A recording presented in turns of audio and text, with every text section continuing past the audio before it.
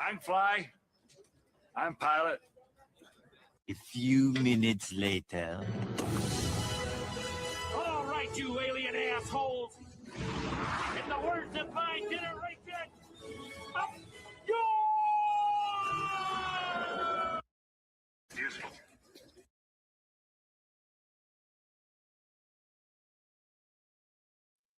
Hello everybody, Drew here for Nerdrotic Underground, back with another, not Drew Reacts, but Breaking Rocks 88.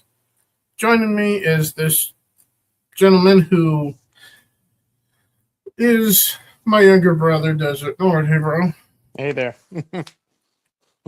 And yeah, I decided to do that because, well, we got more shit to talk about Chrissie Mayr.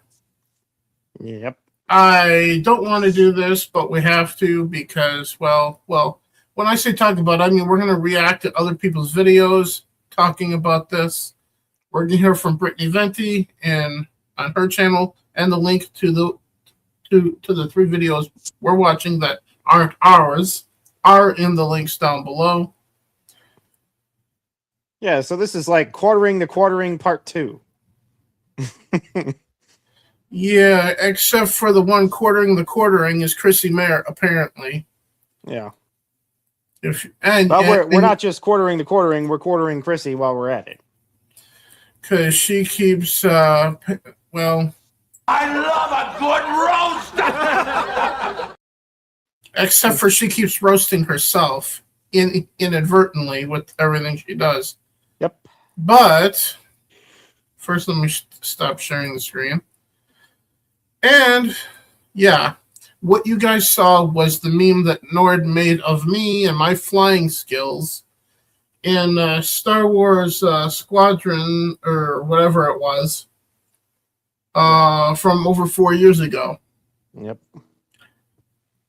So go subscribe to Desert Nord for him making fun of me a couple of times with some memes. But beyond that... Made fun of myself, too, with that other one where you threw me off the lighthouse. That was a good one. Oh, yeah. I believe I can fly, and then you didn't. Yeah, it was a short flight to the ground. Yes. Yeah. Well, it wasn't as short as you doing this to the skeleton.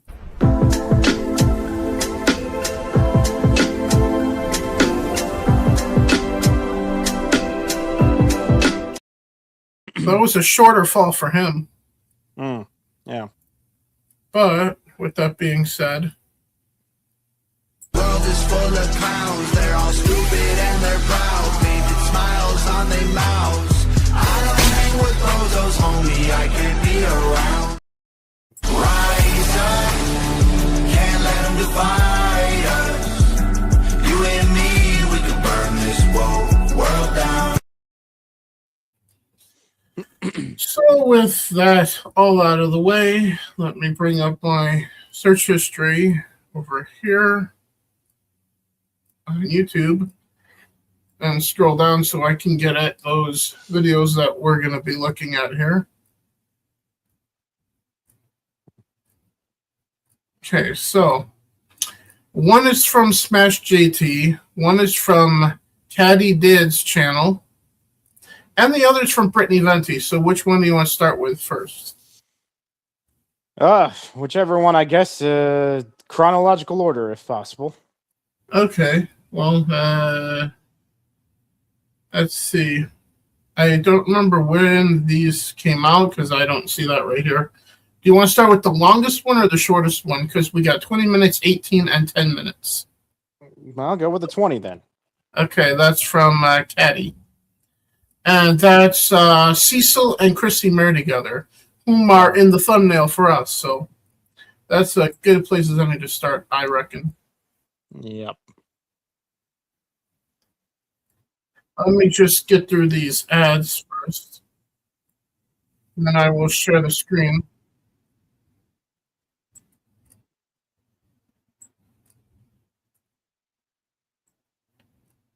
Okay, so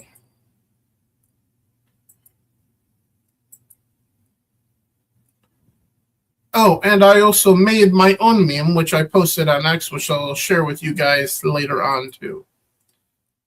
And yes, that meme is about the quartering.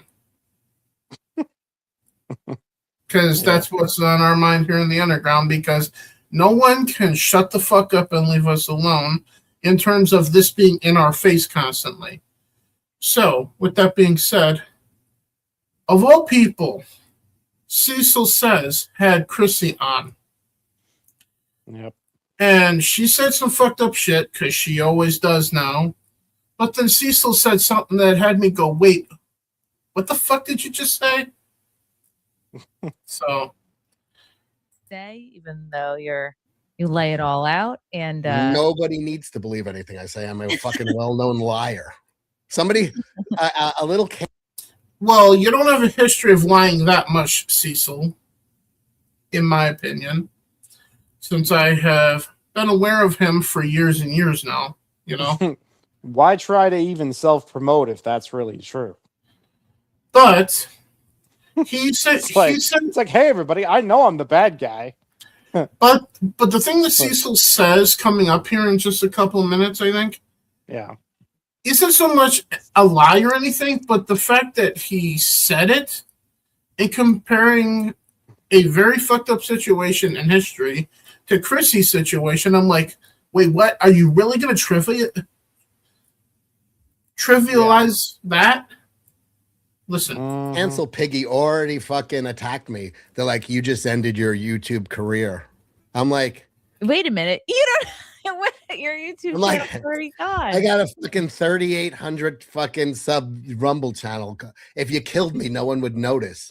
Oh, I would notice. That's like the little cancel piggies came out. I'm like, what like? Oh, you can't have. I learned so much about the way YouTube works this last few, week really. It's all about the binary, right? The algorithm feeds the binary narrative. So like something like she lied or betrayal, that's going to get further traction than the nuance of. Well, of course it is if you keep fucking doing it. I mean, right? What's the complaint here? Because if somebody does something scandalous, it causes a scandal. This is 1 + 2 = 3. What the fuck? Brittany Venti covers a major scandal for Chrissie, and we'll get into that. I'm just saying, like, what is she really complaining about? Like, she's complaining about getting to be scandalous without anyone noticing.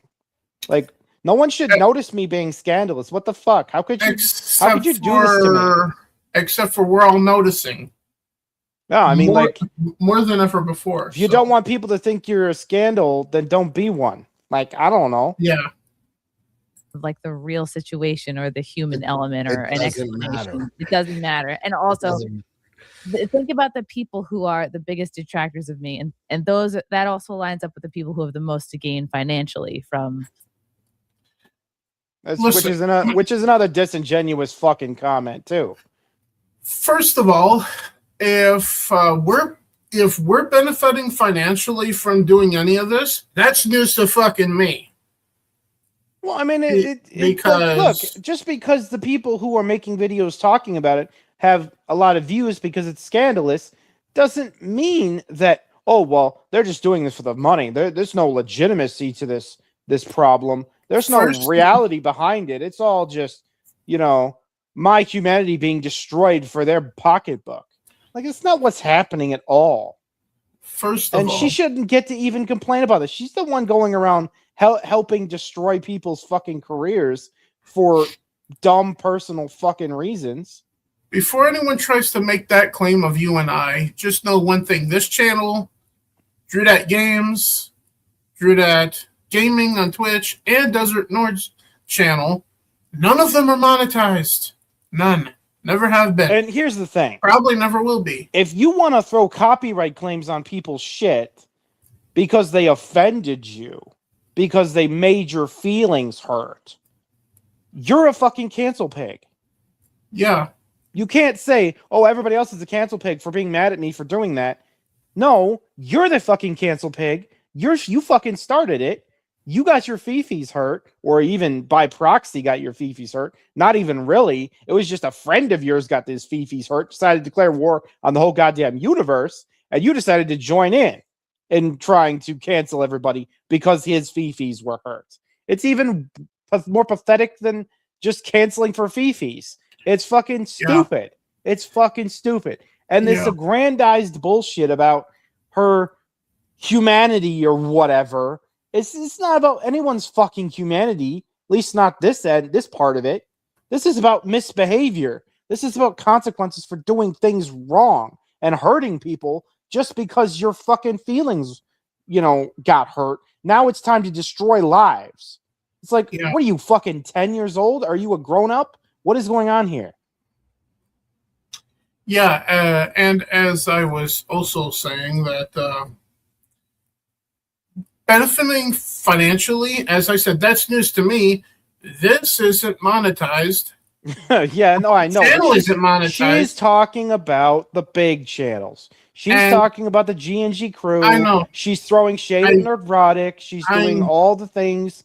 She's shitting on everybody that has turned on her without saying their names explicitly. That's what that is. We'll get to the Nerdrotic situation in just a little bit with Chrissy because I got a bone to pick there. So now it's like her point basically is, how dare you make money when it's about me? Basically. How dare you make money when it doesn't help me? Hell, I'm pretty sure the last episode probably was our biggest, probably like 50 views or something like that. Yeah. But in the grand scheme of things, that's fucking nothing compared to other channels. Yeah, no, we're not getting traction or attention in much regard with any of this. We're just doing this for posterity, like I always say. We're just doing this to get our opinion out into the ether, our thoughts, our concerns about this. Because you are concerned about it. We're a classic First Amendment case here. Yeah. It's what we are here. We're a classic First Amendment case. For we're just two guys with access to the internet expressing our opinions for whoever cares to listen to it in the future. And if you care to listen, God bless you and thank you. If you don't care to listen, God bless you too. I don't care. Mm-hmm. But at the end of the day, for those that don't know, Nord and I are biological brothers. I've known him his entire life, and I consider myself, as actually Nord came up with it for me, a constitutional free speech absolutist. Yeah. Yeah, there's not much that either one of us would agree to think censoring speech is worthy of.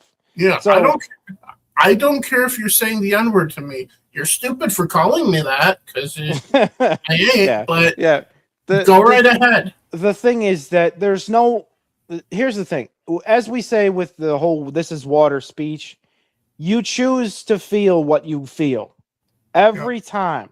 No matter how egregious life gets for you, you still have full control as an adult of your emotions and your reactions to situations and your reactions to the words that you hear. You still have full control. No one is a child here. We all have adult agency. Okay? So, being that as it is, words do not hurt you. You choose to let them hurt you. You choose to allow the words you hear to affect you. You can choose not to anytime you want to. If you want to be butthurt about words, if you want to be butthurt about what someone says about you, what words, names they call you, you can do that. But it is a choice. It is not an of course, inevitability, impossible to avoid, no helping it. It is a choice. This is something Quartering needs to learn. But anyway, yes, we're free speech absolutists here. There is very little that would cause us to advocate for censorship.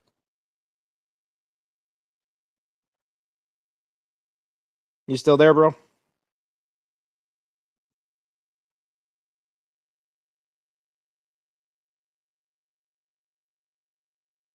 Seems like you want maybe AFK or something here.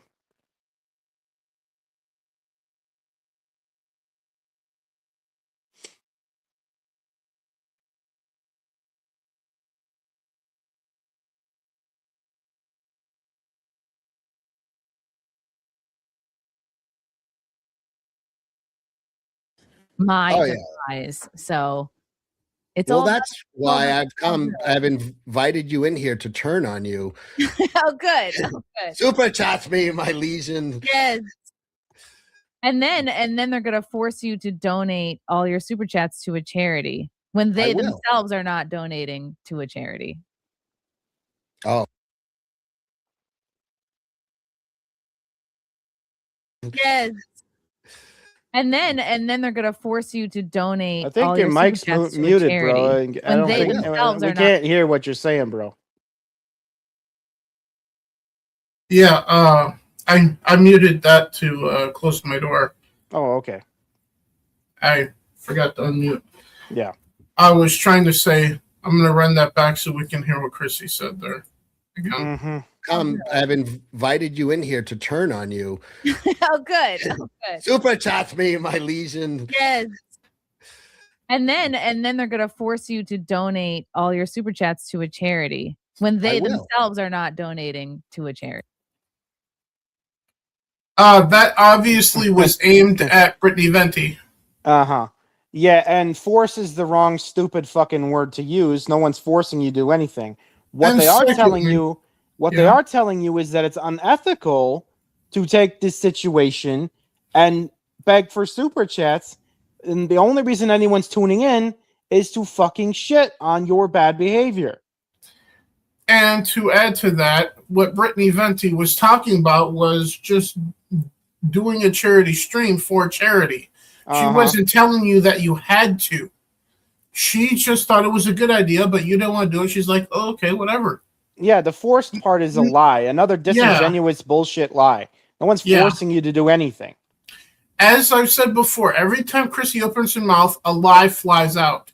No, she cannot help herself. She's just really hyper emotional and disingenuous. Clearly, she let her fucking brain fall out at some point recently, and she's just not thinking anymore. She's not thinking about what she says anymore. She's just angry, and she's just lashing out at everybody that said anything bad about what she did. Yeah. That's what she's up to right now. Yeah. And that's all that commentary is.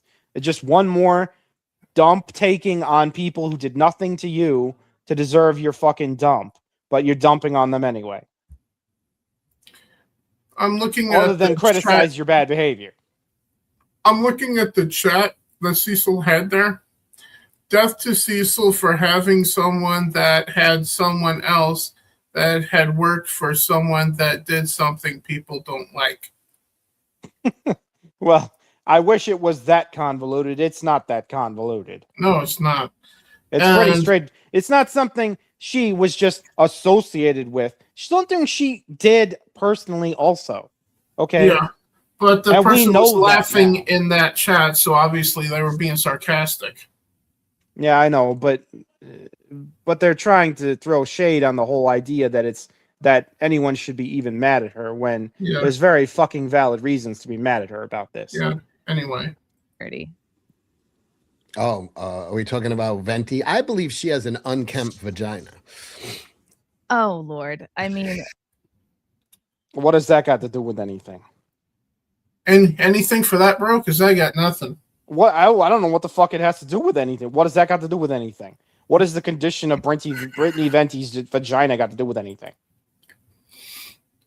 I think this is a good time for that. That's a fucking knock on her merit or something. Like, what are you even talking? What are they even saying here? Based on what? No one with a non-virgin vagina gets to say things. Well, then Chrissie should fuck off. We'll get more into her vagina in a little while. Chrissie's vagina is fucking tore up, just like everybody else with 2 kids or whatever. Don't worry, bro. We'll get into her promiscuity in the No, I'm just saying, like, what is even his fucking point by saying that, other than just being needlessly goddamn toxic? Like, there's no point to saying that shit. The only response I can think of is the new clip that you sent me. Doesn't anyone notice this? I feel like I'm taking crazy pills. Yeah, I'm just over here like, how do you fucking respond to someone's valid criticism by insulting them, and that makes you somehow the fucking winner here? Like, what are you? Haven't we gone over this a fucking trillion times on the internet already? Don't people know this shit? This is where the Mugatu clip comes in. Don't people understand? You do not respond to a criticism with an insult. You have lost the argument at that point. You don't have an argument at that point. Your argument is, your opinion is invalid at that point.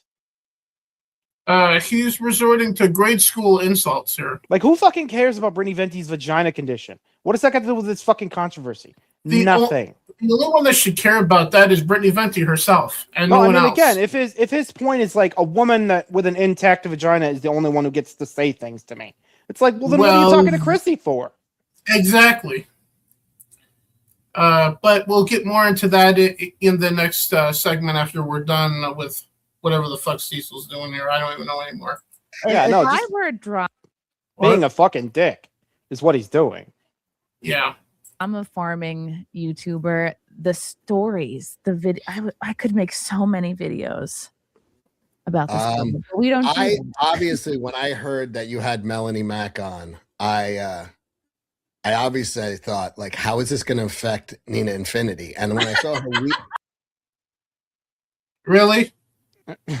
Well, mean, that's what you thought. Well, here's my point. Nina probably doesn't deserve any of this shit. No, she don't. She warned Chrissie before having Melanie on. So, like, he's got a actually valid point there. Because, yeah, this hurting Nina Infinity, who doesn't deserve to be hurt through this situation. But the thing is that he was like, how is having Melanie on going to hurt Nina? Meanwhile, you and I were going, oh, Lord, this isn't good for Friday Night Tights. Yeah, no, we're like immediately understand why all of the associations involved is a goddamn a House of Cards disaster. Like, I mean, you're talking about structural pillars of Friday Night Tights here being ripped out. Yeah. And he's over there like, what's the problem? I don't see the problem. Yeah. And when I saw her weeping with Camelot, I was like, it's worse than I thought. Like, this is really hitting home with her. Camelot was on my channel, and I love Cody. He was comparing what's going on and being a YouTuber to storming the beach. It must have been what it felt like to storm the beaches at Normandy. It's exactly the same. And this is where I took my issue. The whole comparison is retarded, but yeah, sure. I was like, it's a 1-for-1 comparison. There's no, I have often while streaming thought, is this what those boys felt like? No, it's not. You have no fucking idea what those boys felt like.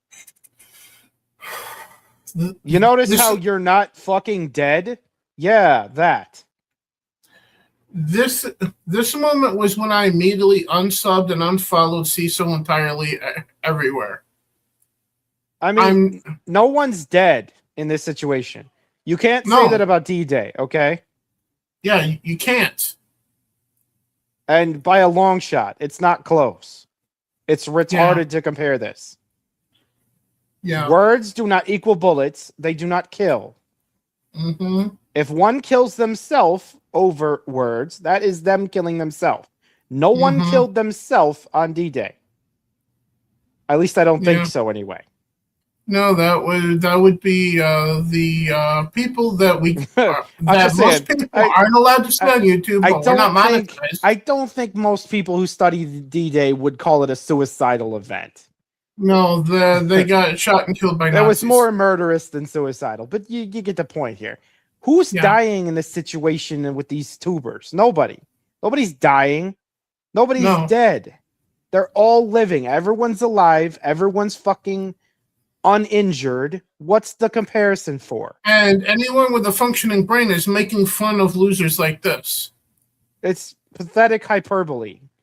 On the most. What are they going to compare to the next? The Holocaust? I mean, my God. What else do we have to compare it to? What else can we retardedly compare it to? Bro, do not give them ideas. No, I'm just saying they'll do it if they're willing to compare it to D-Day. They might as well just fucking say it's the Holocaust. And especially just fucking go there while you're at it. Might as well. if for some ungodly reason or unholy reason is probably better, that Chrissie hears you say that, she'll go, "That's a great idea." I mean, it's like the Holocaust. No, it's not. Chrissie's over there basically trying to say, like, oh my God, someone criticizing me is like the end of all life on Earth. It's like, Chrissie, don't be retarded. Please stop being retarded. And Ceceil too. Yeah, Ceceil too. Yeah. Yeah. Everybody's losing their fucking mind. They're making money, but they're losing their mind. We're not. Which is not how you compare D-Day, but okay. I've also learned too that like D-Day was not a money-making venture on anyone's side. Nope. It was quite expensive, actually. Mm-hmm. For both England and us. Germany. Who was a yes, both of them too. YouTuber first, and who is a friend when it's convenient, and nothing against that. What the fuck is she talking about? Convenience and friendship. How about convenience and fucking personal principles? How about that convenience we're not addressing right now? Yeah. How about you conveniently being unprincipled and cuntish when you feel like, and then shit talking Brittany Venti like she did anything wrong? Mm-hmm. What the fuck is she talking about? Convenient relationships and convenient friendships. She's the one that was trying to throw everybody under the bus immediately. For the sake of... People were just saying, hey, Chrissie, why the fuck are you trying to cancel people and help the Quartering on his retard rage fit over getting criticized for it? Why are you helping him? And she was like, the hell with all of you. You're all constant. I fucking hate all of you. And it's like, wow, that was quick. And then she started calling everybody else the aggressor. It's like, no, lady, you're the cunt here. Stop lying. You're the cunt here. I wouldn't be surprised if it comes out that Chrissie winds up cheating on her husband with the Quartering at this rate. Yeah, but he's not he's far too pathetic for that type of thing. I don't think she'd even pity fuck him. Well, based on him telling her his poop story and she telling him hit her almost getting to the point of peeing in a garbage can story, and his eyes lit up like he saw the Holy Grail. No, I know. The dude's an absolute simp retard for any woman that even remotely is like above a 2. And even some who aren't above a 2. And also ones that are disgusting as hell, like Chrissie. Yeah, no, that's what I'm saying. Like, he goes for anything he can get. Like, Quartering is horrendously desperate, and it's weird. And it's been weird except for he's supposed to be married. Yeah, I know, which is weird. Like, why the fuck are you desperate as a married man? What the fuck are you doing? This is weird and cringy as fuck. Yeah. So... Well, most people are YouTubers first, and that's no, Ceceil. No, most people are people first, then YouTubers. You stupid. I don't understand this. I don't understand this pretending like everyone else is inhumane here. What the fuck is inhumane about criticizing somebody for abusing other people? How does that make them inhumane? How does that make them the person who's not caring about other people? How does that make them the asshole? I don't get this. The kind of people that are YouTubers first and then people second are people like the Quartering. People and like Chrissie apparently. Yeah, and Ceceil now by proxy, because he's up here. Yeah, he's up here pretending that, well, my feelings matter more than your fucking livelihood. Meanwhile, how? Meanwhile, people like D-Day Cobra and Comics Division, Quarter Black Garrett are people first, family men and women first, and then YouTubers after whatever's going on with their family has been dealt with. Then they go do the YouTube thing. Chrissie and the Quartering are the ones who started it by deciding that getting their feelings hurt was worthy of declaring war on someone else's lifeline and livelihood.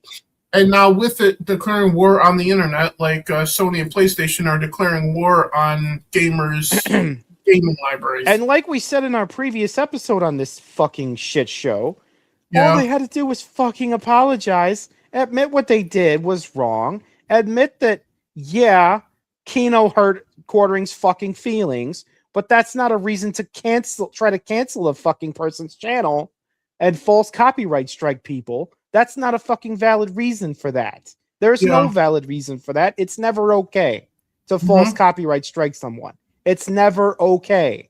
And that's the never okay part Chrissy doesn't fucking understand. It's also never okay to lie about people either. Yeah, then there's that. She's just made it worse for herself by admitting nothing, apologizing for nothing, and pretending she's the victim here. And then when people repeat what she said, she's like, "Oh, I didn't say that, bitch. You were recorded on your own channel." Yeah, no, the gaslighting, and like I said, I mean, I like I said, a week ago about all this.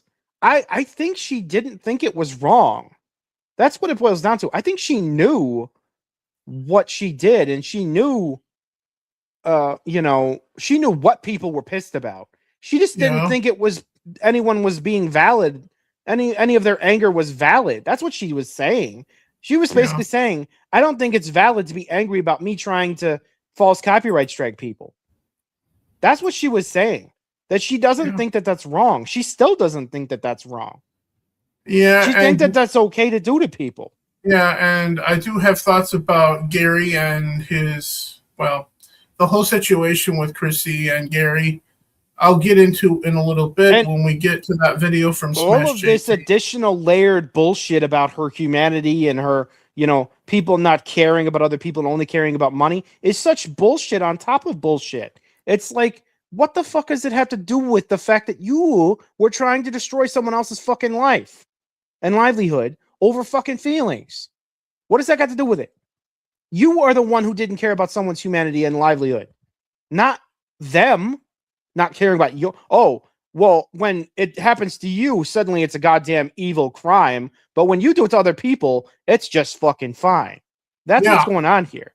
On the contrary to that, if someone looks at what we're doing here, like on this very stream, reacts to it, makes fun of us, go ahead. I'll wear that as a badge of honor. I don't give a fuck. Make like fun we of said, me all you want. we don't stand by people who believe in censoring other people falsely. Yeah. Or really censoring other people in general. No one's channel deserves to be taken down because they hurt someone's fucking feelings. Yeah. Yeah. And look, if it really was somehow a fucking slander, then file a lawsuit then, pussy. Then file a fucking lawsuit. File a slander lawsuit, sue their ass into the ground. If that's really what happened here, and that everything Kino said was a lie, and Quartering is a totally innocent, pure blood, pure as the wind-driven snow, doesn't deserve any criticism, then fucking sue Kino and get on with it. Yeah. If that's really what the fuck it was worthy of, then do that. Instead of all this bullshit that we're here to talk about, instead of pretending that Kino using a tiny little clip from your fucking channel is some grave copyright strike violation. Because I'd rather go back to talking about video games and the woke nonsense that just came out from Playground Games. And honestly, and if Quartering or Chrissy or anybody else is going to come along and say, well, how dare anyone file a false copyright strike against me? It's like, well, you did it to other people. So, I mean, enjoy your fucking karma at that point. Anyway. That's all that can be said about that. Back to this. Pretty much it. Cody murdered the Jack show. He was upset. I mean, it was like, after he was done, I was like, let me just reiterate. Being a YouTuber is nothing like storming the beach. I realized too. I went back and again, I don't. Yeah, no, it isn't. I mean, I'm glad that he clarified that part. Yeah, thank you for clarifying that. I feel a little bit better about you now, Ceceil. But you're still an idiot for having her on. But no, I mean, everything else he was talking about was about, being inhumane towards other people. It's like, yeah, tell Chrissy not to. And what's the comment about the pussy of Brittany Venti? Dude, again, what's the point of saying that shit? There is no point other than to make you and I feel like we're crazy because we heard it. Yeah. I mean, to have this take over your whole show. I want to just be on a fun show too for once. Which is going to be Nowhere You Are. Chrissy. A fun show. Okay, well, at this point, fun can happen when you apologize for wrongdoing and you move on with your life, but you refuse to apologize. Yeah, because you know where a fun show is? Anywhere where your face isn't, which means this isn't fun for us. I mean, I don't know. Do you get to go into a jury trial where you committed a crime against somebody and say, I just want to get this over with so I can go have fun again? What do you think the jury's going to think when they hear that shit? Guilty. They're going to fucking hate you even more. They're like, wow. So you not only don't take this situation seriously, you're not sorry, and you can't wait until you can go back to doing your fucking bullshit again. Yeah, and obviously I'm not going to play all of this, but just to like another. Yeah, no, I know. We're kind of dragging it on and not really getting to the point. We're going to go back to Copes. I realized that Cody sent a raid to my channel while I was on with Melanie because I looked back because my memory kind of sucks these days for reasons that. Yeah, sure it does. Oh, well, if you don't want to get raided, then don't fucking stream. Yeah. That aren't really public, but that my good friends know about. But anyway, so I looked back at my DMs. And who would that be anymore? Other than Gary, Nerdrotic, apparently. At this point. Yeah. And we'll get more in depth to that in a little bit. Cody, and I'm like, oh, he DM'd me like, hey, I have a big audience and they're very interested to hear from Melanie. Can I send them your way? And I said, oh, sure, raid away, because we all raid each other. He didn't say anything about the quartering. And even in that moment, I didn't put it together that these were a bunch of potentially angry people to ask about quartering. So that's because you don't have 2 cents in your head. Again, because she didn't think what was going on and what she was helping him do and what she was doing was wrong. Yeah. She didn't think that it was a problem at all. And I know for the viewing audience, we're not as entertaining as the casino guys or as like high energy. That's because we're not them. Yeah. Right? Well, I mean, not everybody can keep up with that type of thing, but here's the thing. And I don't know what her point was. Like, what's her point in what was Camelot supposed to say? What was he supposed to say? He was like, oh, look out, I'm sending you a crowd of raging crazies. It's like, maybe he agreed with them. Maybe he was like, look, Chrissy needs to explain herself. So this is a good thing. If you guys want to get in there and ask Melanie Mac what you want to ask her, go for it. She's live right now. I mean, hell, maybe he didn't even know what they had in mind. I mean, maybe he did, maybe he didn't. But even if he did, maybe we all wanted to know. Maybe we deserve some answers for this shit. And I'm not sure if these people in Cecil's chat there were his normal viewers. Probably not. or just the Chrissy simps. I mean, Camelot has tiny penis energy. I can't speak to that. Stay for the whole show, Chrissy. Please don't stay for anything. In fact, just for our own sanity, boom. Yeah, I mean, I know we didn't watch even half of that video, but I can't bring myself to do it. It's just so annoying to hear someone who, started off wronging people, and now it's like they're a victim because people had a problem with it. It's like, what kind of narcissistic psychopath behavior is this shit? And also, apparently, Michael Knowles had Melanie Mac on recently as well on the Daily Wire. Yeah. So now all of this is now kicking in the Daily Wire's front door. Good job, guys. Well, sure, because they're over there doing that Christian coalition shit. So, acting like everybody who calls themselves a Christian is automatically an ally and would never hurt the movement. Yeah, except for that's the opposite of Melanie Mac. I know that, again, it's all vain and bullshit. But and unfortunately, Razor's got himself involved in this shit because of his undying support of Melanie. That's great. So I mean, it's a fucking shit show, like we said. It's just a lot of fucking stupid war bullshit, social media war bullshit going on here. And it's not like D-Day, mind you. I'm using the word war in a social war sense, not in a real war sense. No. Nobody's dying over this. Nobody's even being injured. It's just words. Yeah, I know that you're probably going to do that you're going to want to do the shorter video last, but we should do that one now because of the topic that Brittany Venti is talking about. Yeah. And you'll see what I mean in just a moment here. So, and all of these videos are linked in the description down below, all three of them that we're looking at here, with the exception of our stuff that we're going to be looking at on the stream. Like the one from Desert North that I played at the intro. So, I swear, if I see Razor around in Phoenix, I'm going to yell at him, Melanie Mac's not going to fuck you, okay?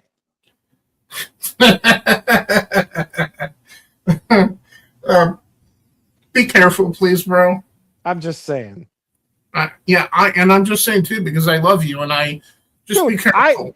I love Razor. I just don't get it. I don't see what the fucking point of. I do too, but it's Razor Fist. I don't see what the fucking point of him just being so dedicated to her and refusing to admit she's ever fucking made a mistake. I don't get it. I don't see that either, but as you see by the title, Brittany talking about Chrissie Mayr confesses to sex work and splinging. Yeah. Mm-hmm. So, and the reason I'm playing this now before we get to the Gary stuff from Smash JT is because I have questions for Gary. And we'll get into that when we get to the Smash JT video next. But here's Brittany Venti talking about a topic that's frowned upon on YouTube. I could not believe my ears when I heard this. Funny, like, oh, like they're just like they're people too. It's like, which sounds so condescending. But I was like really right there. Like I had there was a summer where I was like in between jobs and I got like pretty desperate. Like I was in Craigslist and I was like a sneeze away from being a sex worker, like truly. Like a sneeze away, she says. And we're going to find out that she actually did sneeze in a moment. I don't know when this clip is from, though. I would love to. I would say this was before she was on Friday Night Tights. Which fully explains why she looks up to the OnlyFans girls, because it's something she wishes she could have done when she was in her desperate times. And why she also keeps having porn stars on her channel. Well, no, that's what I mean. Because, I mean, OnlyFans / porn stars are the same thing. Yeah. Except one gets paid for sure, and the other one maybe not. But in any case, she implies that this was before, like a long time before. I don't know how much before. I was like meeting up. I was gonna work this like private like orgy thing like that, and I can't believe I got this all like from Craigslist. Like this was all like 2014, which you would think would be like Craigslist would be over by then. Yeah, this was long before she was on Friday Night Tights. Yeah, this was long before I knew about Friday Night Tights. Yeah, because I didn't start watching. I'm pretty sure it'd be before Friday Night Tights was even a thing. That's entirely possible. Because I didn't start watching Friday Night Tights until 2017. Because, dude, the culture wars involving MAGA and Trump didn't kick off until 2015 and 2016. So, yeah. And it was after that the G&G got dragged into politics in 2017. So, I mean, fucking Friday Night Tights didn't exist at all in 2014. I'm pretty sure. Yeah, I didn't upload my first video until sometime that year, in fact, on YouTube, on Nerdrotic Games, even. Because I wasn't playing games on YouTube yet at that point either. Needless to say, Chrissie wasn't famous at all. No, she wasn't. She was just another sex worker. Just, you know, it was like, oh, you're gonna make like $1,000 a shift, and I was like, 1,000, that sounds good, that's rent. And they're like, you know, pass out towels, and if you want to like jump in, go for it. And I was already kind of like messing around with like couples, so I was like, oh, why don't I just get paid? Got anything for that? Yeah. Definitely sounds like an ethical, moral decision. Stop breaking the law, asshole! That was perfect for that. Anyway. To do the stuff I'm already doing. So she was doing it for free, messing around with couples. So she's also a dumb prostitute. Well, okay, so the difference between a prostitute, aka a whore, and a slut is that a whore, aka prostitute, does it for money. A slut does it for free.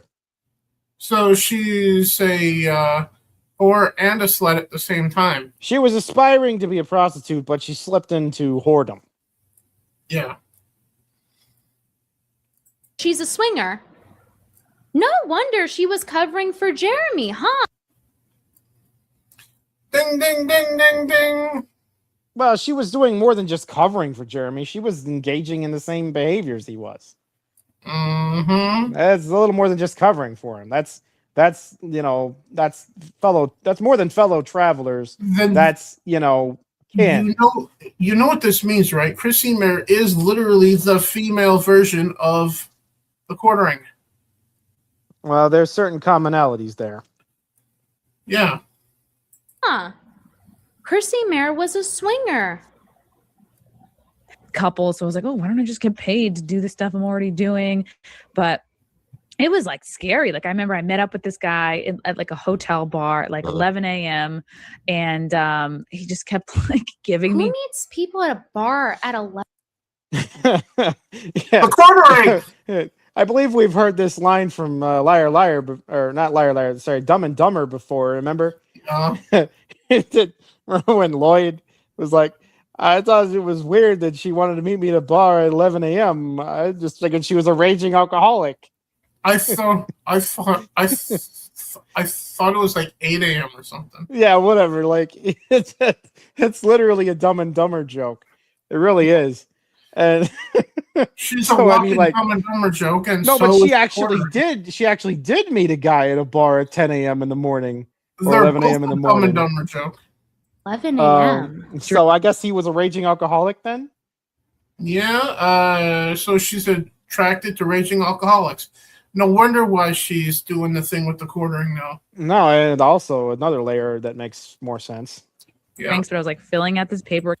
So I see her leaving her husband for the quartering at some point now. He was like, he was young, really good looking, and it was like all very shifty. And he was like, all right, well, you have to get like an STD test through like our doctor. Well, at least she's reminiscing. At least he was good looking. Am I right, guys?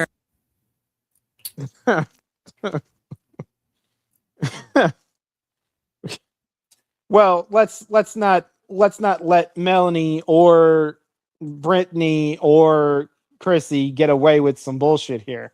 Well, first of all, let me just interject that.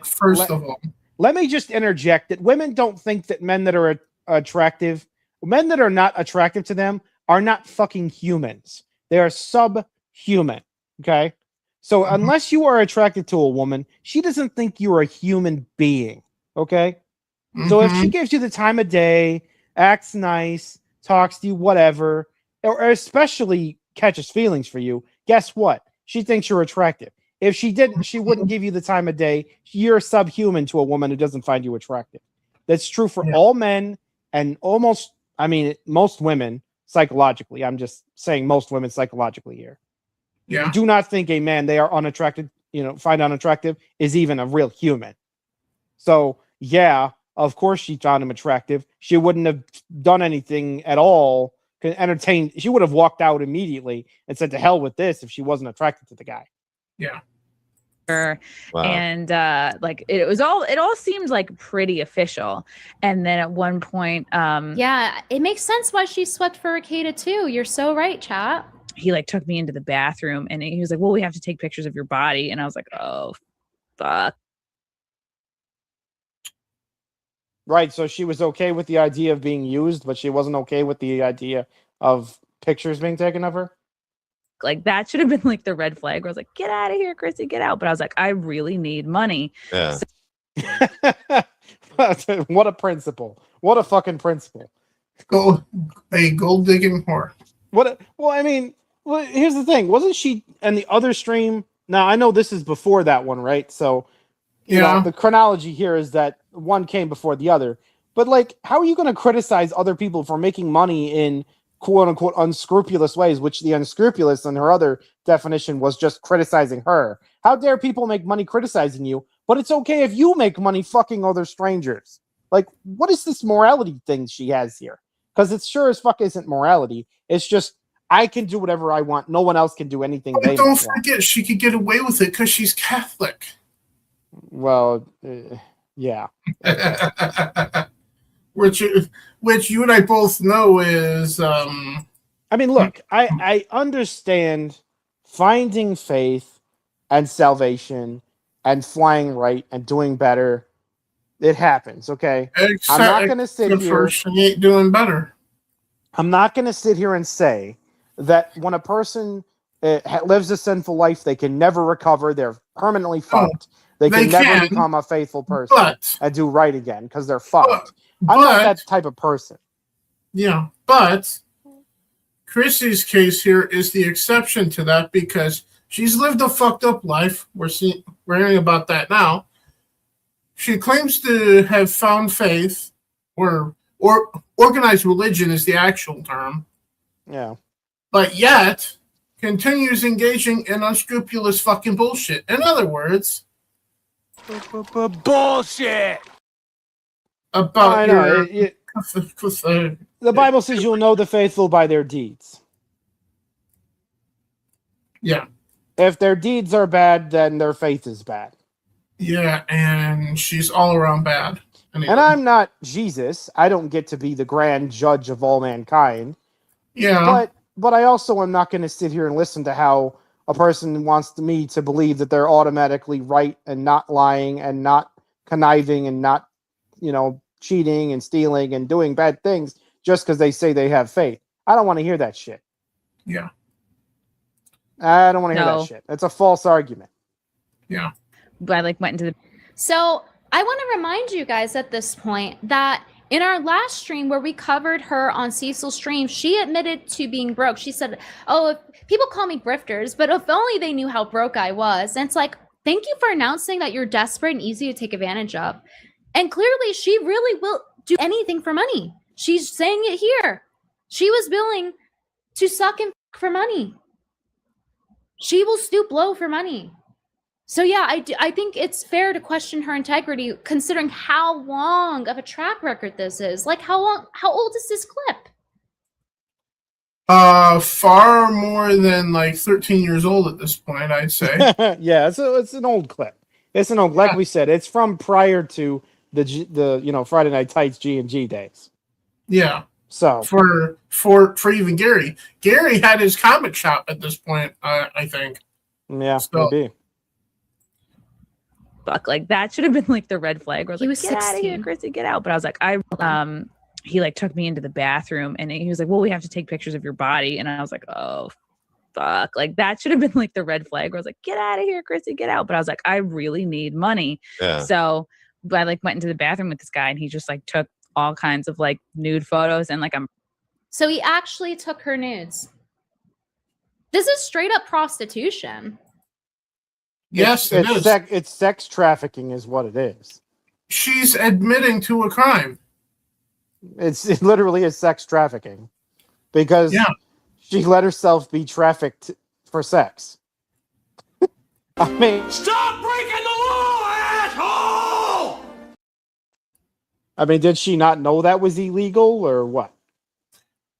She doesn't come across as I'm also not the kind of guy who automatically thinks that the victim of it should be punished. That isn't my point here. But if you're going to just proudly say, hey, everybody, I was once a whore for money, it's you need to explain the situation in a mea culpa sort of way. And I'm apologetic for this. I'm sorry I did it. It was bad. And I'm wrong for this. Well, she's and I'm sorry I did it. She's proud of it. She's not. Yeah, that's not her. Definitely not her tone here. Her tone here is aren't I cute? I was a whore. It's no, that's not cute. It was neck down. I'm pretty sure. I'm 90% sure. But it's just and then I think I ended up blowing the dude in the bathroom because I was I really need this job, but he. it was probably worse than that. She's admitting that she blew him. She probably, went to town or let him go to town. Yeah. I got nothing I can say here. Let's just keep playing it because there's nothing. It's as low down as you can possibly get as a woman at this point. It's just there's nothing lower than that. And that's why Brittany had the reaction that she did. So she gave him extra too? So not only is she a whore, she's a cheap one. Well, like I said, the difference between whore and slut is that slut does it for free, and in this case, yeah, I guess she thought that was necessary to get the payment. So, but even if it wasn't, it probably wasn't. She probably still enjoyed it. She actually intentional whore, accidental slut. I don't know. Her knees and begged for money.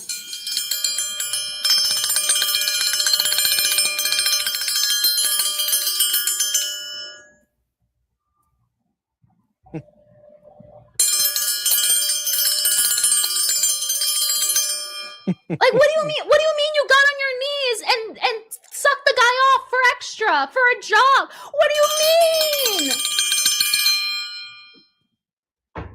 Cheap whore alert! Cheap whore alert! She's blowing dudes in the bathroom for money, and she wants to talk about how I emasculate men.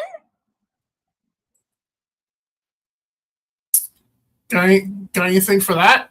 No, I mean, in the whole Olympics, it's a podium position at that point for Chrissie.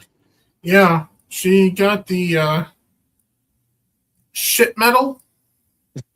It's yeah, whatever the medals look like in the whole Olympics. Well, it ain't gold because that's supposed to be the top tier for the best. She's the worst of the worst. Well, I mean, in this case, I'm sure there are worse stories than this, but it's bad. Yeah, she's right down there with the worst of them. This is what I was saying, guys. In physiognomy, exposed gums means that they're desperate for approval. This is proof. This is like undeniable proof of physiognomy being real. It's real. Blowing the dude in the bathroom because I was like, I really need this job, but he was very attractive and like he looked. Well, at least she's reminiscing. At least he was attractive. And Chrissie claims she can't remember anything, which just tells you that she wanted to do it anyway. And this also proves that when she remembers whenever she did this prior to 2014, then yeah, at that point, then this is showing that at least then she had a great memory. Does she have one now? I'm pretty sure she still has a good memory. She's just lying about it now. I'm pretty sure of that. Well, I mean, she expects us to. I mean, there's forgiveness, which is the Lord's task, not necessarily mine. I mean, I try. Well, but we can try, but it's not really our job to forgive anyone. That's God's place. We're not God. So the way I see it, to completely forgive. See, the one thing I try not to do. Kind of a form of blasphemy. The one thing I try not to do as a Christian is I try not to be judgmental for judgment's sake. Yeah. I try to be judgmental for the sake of practicality. Okay? Yeah. And the practicality of being judgmental in this way is that you're able to avoid people who are going to screw your life up and mess everything up for you in the future. Okay? Yeah. And as we know, past behavior is the best indicator of future behavior for all of mankind. Yeah. So someone who has done something in the past is capable of doing it in the future. At And least capable, if maybe not willing, but capable. But more than 50% of the time, they wind up doing it. No, but again, the idea that, well, I've gained faith, so now I'm no longer capable of evil. It's like, wrong, you are, and you proved you are in the past. Mm-hmm. So she may have, it's an important admission, and everyone should be, careful with their judgment also, as to not be a hypocrite. But also not ride a high horse because they say they have faith. Yeah. That's what Melanie Mack's problem is, actually, more than anyone. Yeah. She hides behind the Bible. She rides a high horse because she has faith, or she says she has faith. She says that she does, but I don't buy it. It's like whether she has faith or not is not my problem. My problem is that saying you have faith in order to dodge criticism of your actions is not okay. I'll ask you this question because she admitted to listening to this when she was on the Daily Wire recently. My Chemical Romance. How many Christians do you and I know that listen to My Chemical Romance? Well, I mean, it's certainly not the most Christian of bands, for sure. Uh-huh. But it's not like literally Satanism or anything like that. No, it's not like crazy. Not, but still, I'm still asking, I think, a legit question. There's a lot of behaviors that won't change. Yeah. There's a lot of things that she doesn't think are wrong, like copyright striking people falsely. Yeah. There's a lot of things she doesn't think are wrong, so changing them is never going to happen, regardless of whether she gains faith or has faith or builds her faith stronger or whatever faith that she thinks she has or says she has. That isn't going to change the things that she doesn't think are wrong. She has to think something's wrong before she stops doing it. Yeah. And she doesn't think that particular behavior is wrong. And the question mark we're having right now is, what else does she not think is wrong? You know, because if she didn't think it was wrong, then what changed now to make her suddenly think it was wrong? If she's not explicitly saying, hey guys, this was wrong, I did that, it was wrong, I know it was wrong, and I'm sorry I did it. Unless you say that, we don't know that your idea of what was right and what was wrong changed. We assume that anything you thought was right in the past, without further verification, is still right to you in the current, right now. It certainly feels like it right now, so... But let's get back to it. Her nude spread everywhere and, has to give it. By the way, who the fuck would want to see her nude anyway? Yeah, not really. Yeah, not really. Not me. Yeah, it's no. Hell, I don't even want to see myself naked. Yeah, but I have to because I'm in this body, so I have to. But that would be secondary to the point. The point being that, as heterosexual men, attraction to women comes naturally. Attraction to ourselves doesn't. That would be weird and narcissistic. That would be the quartering, I think. Probably. But so the point you were making about not finding Chrissie attractive is simply just, an appearance issue. But well, it's not just that; it's also a character issue. Yeah, and that's the other thing for more mature men to see beyond the surface and say, okay, what kind of person is this woman? Then say, okay, now I can say to myself, maybe I should be attracted to this woman if I see the character behind the surface, beyond the surface. But for immature, stupid little 20-year-old men who just got their pickle tickled for the first time, it might feel great to just judge women by appearance. But wiser older men don't do that. No, I'm not talking about fucking in any way, shape, or form here. However, Chrissie, I'd stay the fuck away from like 100,000 miles if I could. Yeah, it's a character issue. It's mostly a character issue. Yeah, and since we're talking about character, it comes across to me that Brittany is worth like being in the same city with, Sure. Even though I don't know where she lives. The thing about it is, I'm not going to bother looking either. This goes into the whole problem with young women overall these days. Yeah. They don't get raised with principles. They don't get raised with ethics, morals, any of that. They don't behave properly. They're coddled. They're told everything's fine. They're gaslit. They're gassed up. And they think that, everything they do is right, no matter what it is and how bad it is. Yeah. And that's the mindset. That's the mindset Chrissie's got right now. No matter what she does, it's okay. It's fine. Mm-hmm. Yeah. BJ in the bathroom. But hey, at least she got paid for it? ? We'll see. I'm pretty sure. I'm 90% sure. But it's just like, and then I think I ended up like blowing the dude in the bathroom because I was like, I really need this job. But he was very attractive and like he looked rich, so it wasn't that Actually, difficult. it's okay to be a prostitute now. He looked rich. He looked rich. Oh, okay. The fuck does that mean? he wore expensive clothing, or at least her estimation. Sure, okay. Because expensive clothing is definitely something you can never like rent or, you know, put on a show for someone. It's very easy to come across expensive clothing. It's not easy to come across a high level of character. That takes time and effort. Tom McDonald has admitted to buying his Gucci like secondhand. Yeah. But he only wears that in his videos to make you think that whatever, you know. Well, I mean, and in this case, if the guy's into like setting up prostitute orgies and sex trafficking, he probably stole the fucking clothes. So, I mean, you know, I'm sure he's okay with stealing if he's okay with prostituting and sex trafficking. Yeah. You know, I'm sure stealing is a little further down the list of severe crimes for him. And at this point, it wouldn't surprise me if Chrissie came out saying that Epstein did nothing wrong. Right? But how does looking rich even make a man automatically worthy of that? I don't get women. This is like a female psychology problem here. Like, just because he looks rich means I should just like totally give myself to him.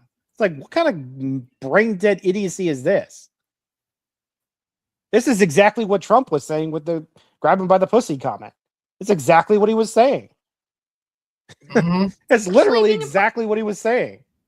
Yeah. Prostitute's fine now, apparently. I was like, and I was, you know, it was. She didn't get paid for the blowjob. Could have started that weekend or that next week. I would have been No. It's the fact that I'm sorry to pause again, but it's the fact that she pause as much as you want, Brittany. It's your channel.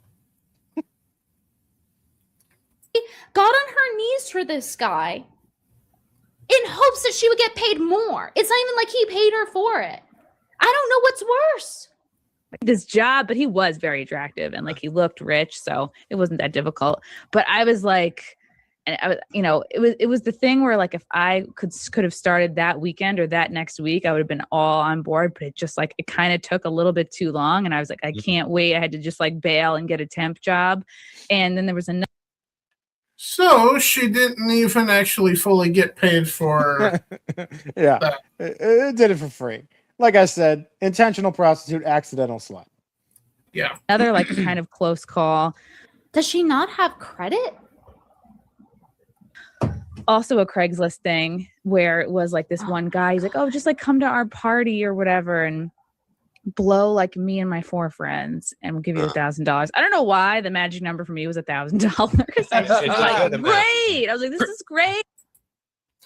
Well, at least we know what her price is. Not that that matters to us. That's a low price for your soul and your dignity. Yes, it is. Because the actual price for that is there isn't enough money on earth, is the correct answer. It's not even a lot of money. You got on your knees hoping you would get $1,000? Hoping? Oh my God. 1,000 is the magic number. She thought the cakes were bad. I don't think she's going to like people saying 1,000 at her. That's not what she's going to be getting from now on after this. I could totally see some like really, really, really nasty super chatter sending her $1,000 and saying, suck me off, bitch. I mean, I could see it. Yeah. I mean, I could see it. It's like a setup at that point. If that happens, we will react to it right here on Breaking Rocks. I promise you that. It would be a fascinating throwback and interesting situation. Yeah. I have a feeling she's not going to like that. But I'm the one emasculating men. But she's on the internet saying this.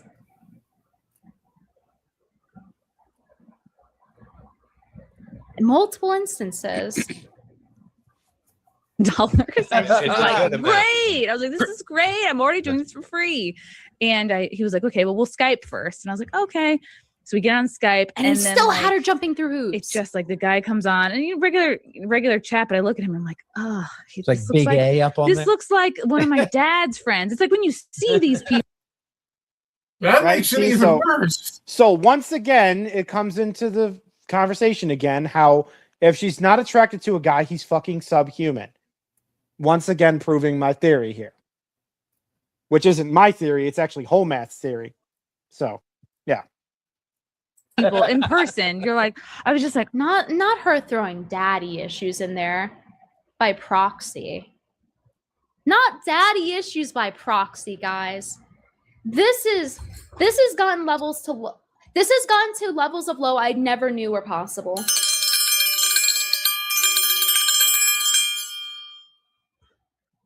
oh my god, like I can't.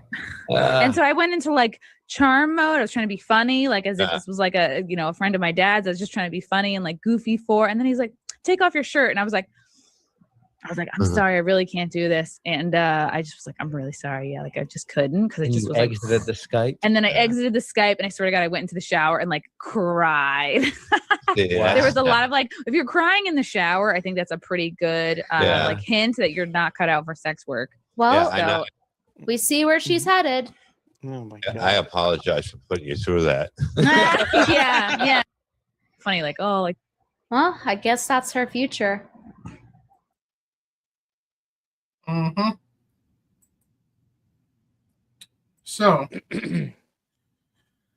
anything you want to add to that, even though I don't think we should, Yeah, I mean, it's one of those things where I don't think there's anything that we should say.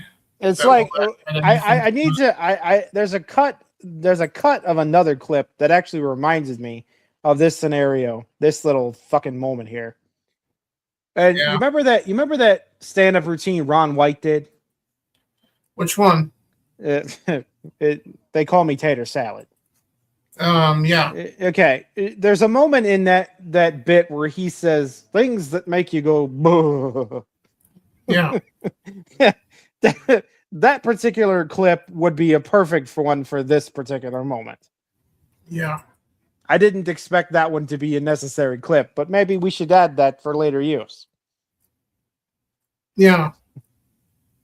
Or I could play this because it's kind of whatever. Chrissie Mayr's sex work. Brother, what's that? What's that, brother? Yeah, there you go. That's the best we can do given those circumstances. However, now it's time for me to pick the bone with Gary. Yeah. Because Gary, apparently, for whatever reason, he doesn't want to talk about the thing about Chrissie, whatever. Fine. You don't have to, Gary. Just remove her from the intro. I personally will shut up. But considering that you don't want to talk about it, you don't want to remove her from the thing, given what we just watched with Chris about Chrissie's past, I have a question about his and I don't want to ask this question as it makes me uncomfortable. But what's going on with Chrissie and Gary then? Because if Gary refuses to permanently part ways with Chrissie, remove her from the intro, what the fuck is going on? I don't know. For some, maybe that argument that she makes about, friends, maybe that like hits home for him or something. I mean, I talked to you about this on the phone before about how I feel like Gary is one of those guys that's like grateful for the friends he has and doesn't really want to lose any no matter what happens. Like it's like he thinks of them like family in a sense. That's fine, but this situation with Chrissie is starting to bring down your baby, your precious Friday Night Tights, Gary. Somebody should let him know, like, there is family in this life, and then there is friends, and you shouldn't pretend that they're two of the same. Those two are the same thing. Which they are not. You cannot. There's nothing that a person who is your family could ever do to stop being your family member. Yeah. Okay. You might disassociate. You might disown. Whatever. You might have a problem with them. That's possible, but they'll never stop being your family member. Yeah. Mm-hmm. Friendship, however, that can end. Yeah. That's a voluntary contract with stipulations. Most of the friends that I had back in Winona, most, not all, but most, I'm not friends with anymore at this point, and I have no desire to be again. Friendship is another form of at-will employment. You know what I'm saying? Yeah. And so Gary shouldn't feel like he just can never ever lose a friend because it'd be like turning away a family member. Friends are not family. So therefore, I would ask Gary this if I could talk to him as an adult. Which would you rather lose? Your friendship with Chrissie Mayr or all of Friday Night Tights that you've been working how many years on? I don't know. I think it's somewhere in his mind. He got it in his mind that his dignity involves never losing a friend. If he ever gives up on a friend or breaks a friendship, then he must feel like it's involving his dignity or something, or that he'll have to answer to someone for how he treated her or whatever. And he's just not willing to ever be, judgmental or mean to someone, even if they deserve it. Yeah. I guess that's what it is. And that, I guess that just makes Gary meek and mild. Like I said in the chat we had before, he has to realize he's the figurehead of the whole entire G&G crew. He is the figurehead. He is the leader. Well, and as the leader, you have to make sharp decisions and you have to take risks. In the case of Friday Night Tights, that's true. But in the case of Geeks and Gamers, that's Jeremy. No, I know that part. I know that G&G specifically is Jeremy's back. And we see that Jeremy is a fucking leader. He's been taking the bull by the horns and talking. Mm-hmm. Gary refuses to, which then leads me to the question of, what does Chrissie have over Gary's head? Then the thing is, I know that's where I'm at right now. I know that Jeremy Griggs has been doing the Tuesday night show on his side of things for a while now. Yeah, but it doesn't compare to Friday Night Tights. No, in the number of people that are there, the quality of the topics, the conversation, the profile, the amount of viewers, it's all lower for that. So we have to say that Friday Night Tights is a higher profile show. Yes, and Gary's got like twice as many subs as Jeremy does on his channel. Yeah, and it heavily involves Jeremy and the G&G crew. Yes, that's the other half of this equation here. But, and speaking of crew members of Friday Night Tights, earlier this morning, Heel versus Babyface broke some news that I'm like, really? That's going to happen? Apparently, not this coming Friday, but I guess on the 29th, it sounds like, Az is going to be hosting Friday Night Tights. Yeah.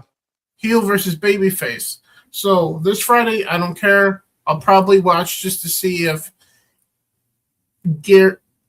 just to see if Chrissie's in the intro or not. And if she is, then I'm not watching.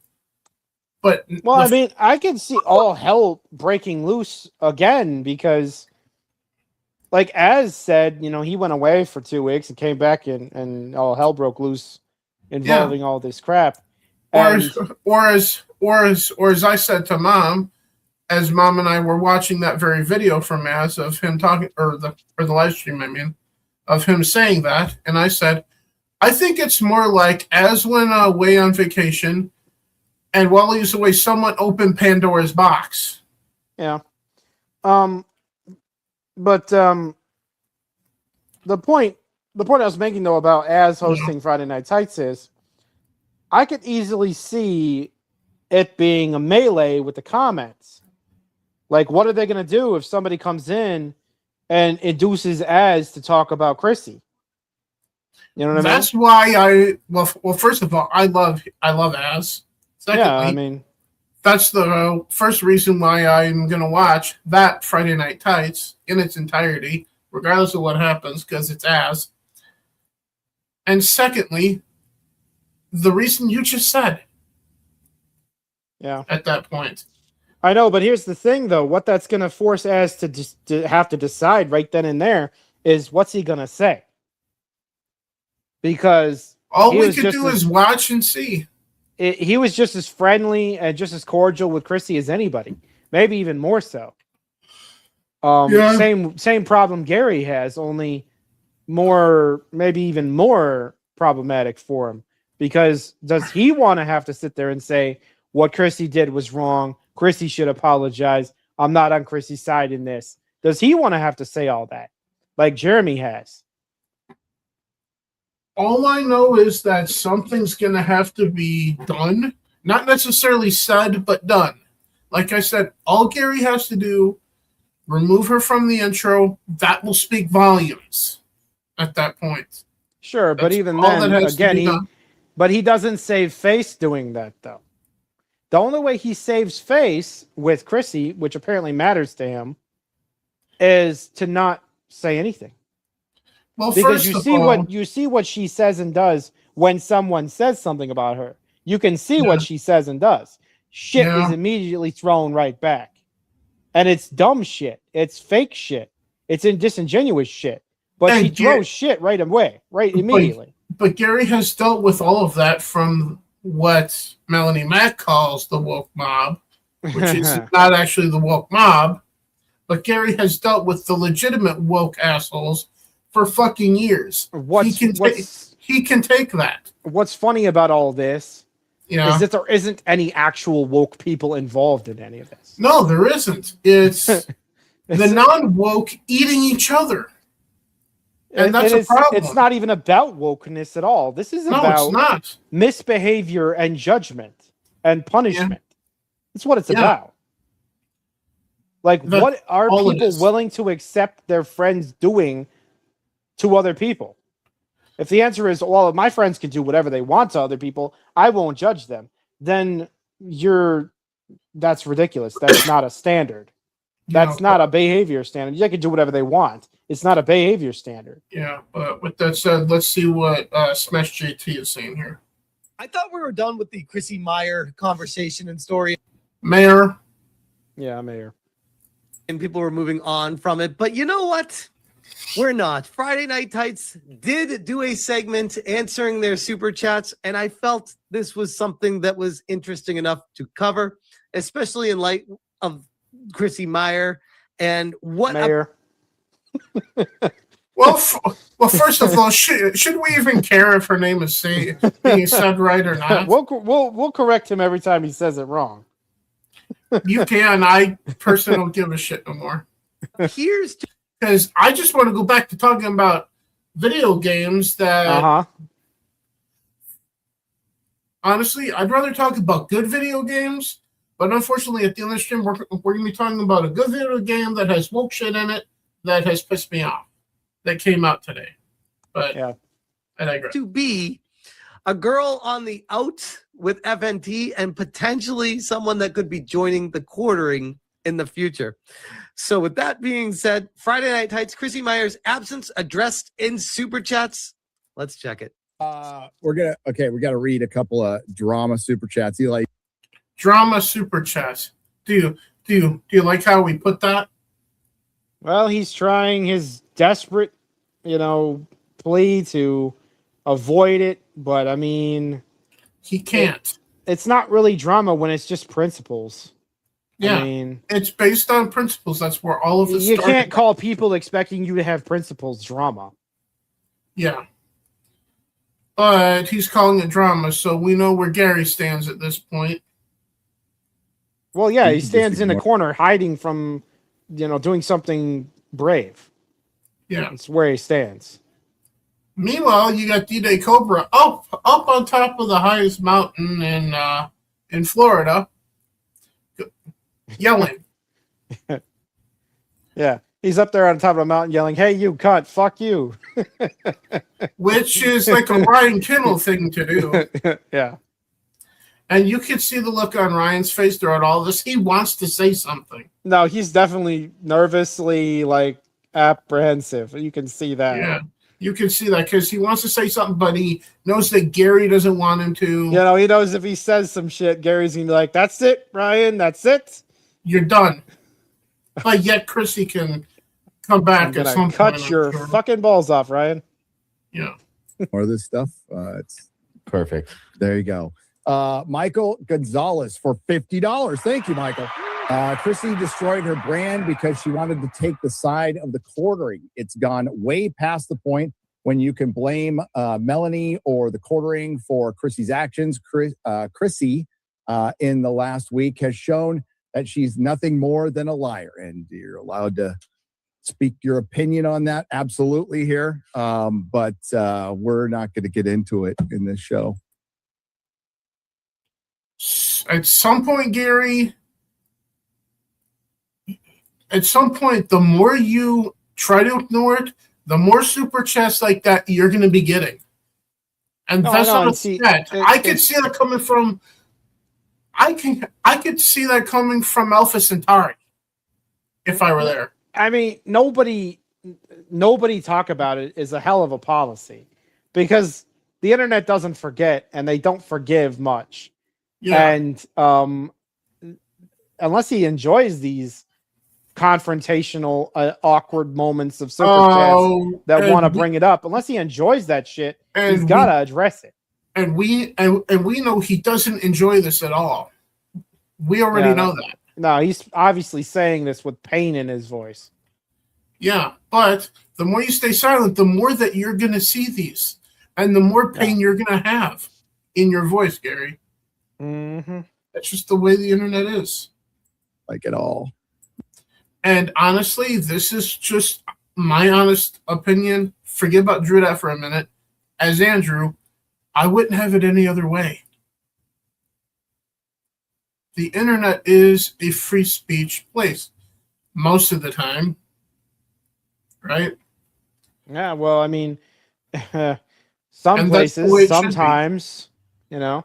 It certainly is here in the underground. It sure used to be, and everywhere, everyone has been trying to change that for far too many instances and for far too many years. And it would be nice if the internet went back to a place where free speech was absolute.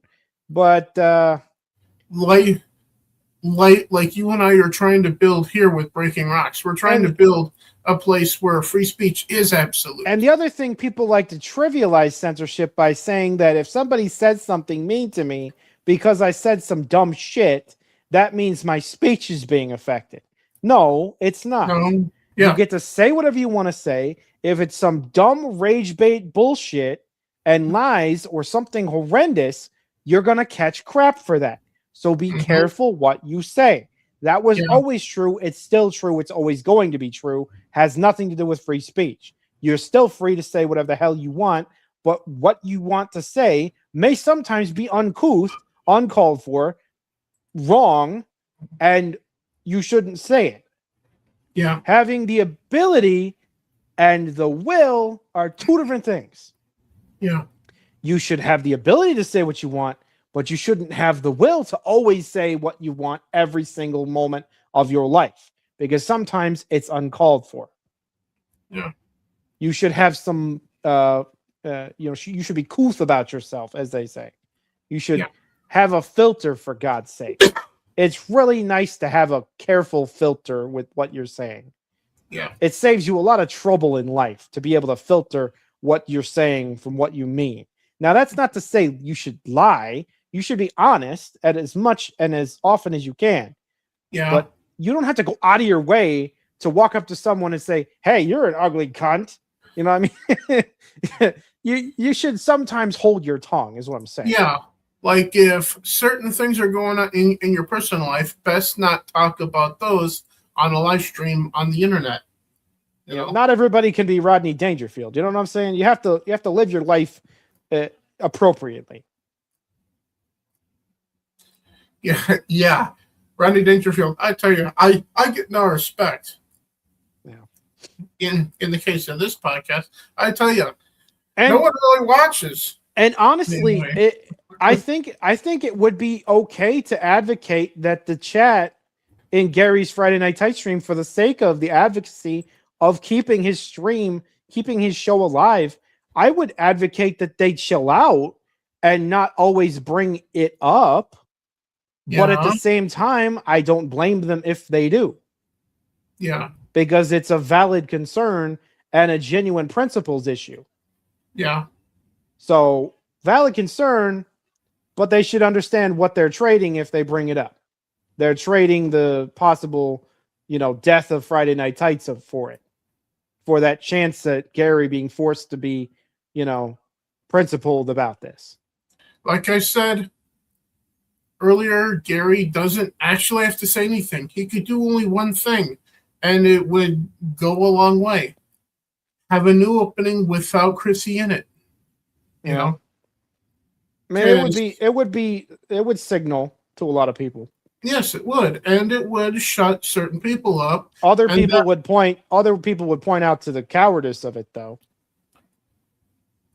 Because to say nothing and then do that is a cowardly move.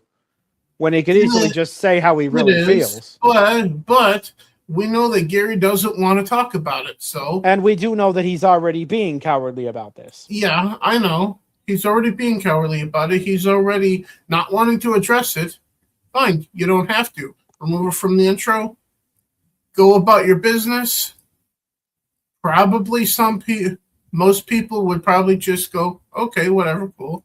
And then, obviously, the Chrissie Mayr simps would start saying shit to you at that point. Whatever. Unfortunately, the reason that he's cowardly about this is because it's a catch-22. Yes, it is. He doesn't have a winning move in this situation. He has losing something or losing something. I said it to Mom, and I know this reference would hit very big with you.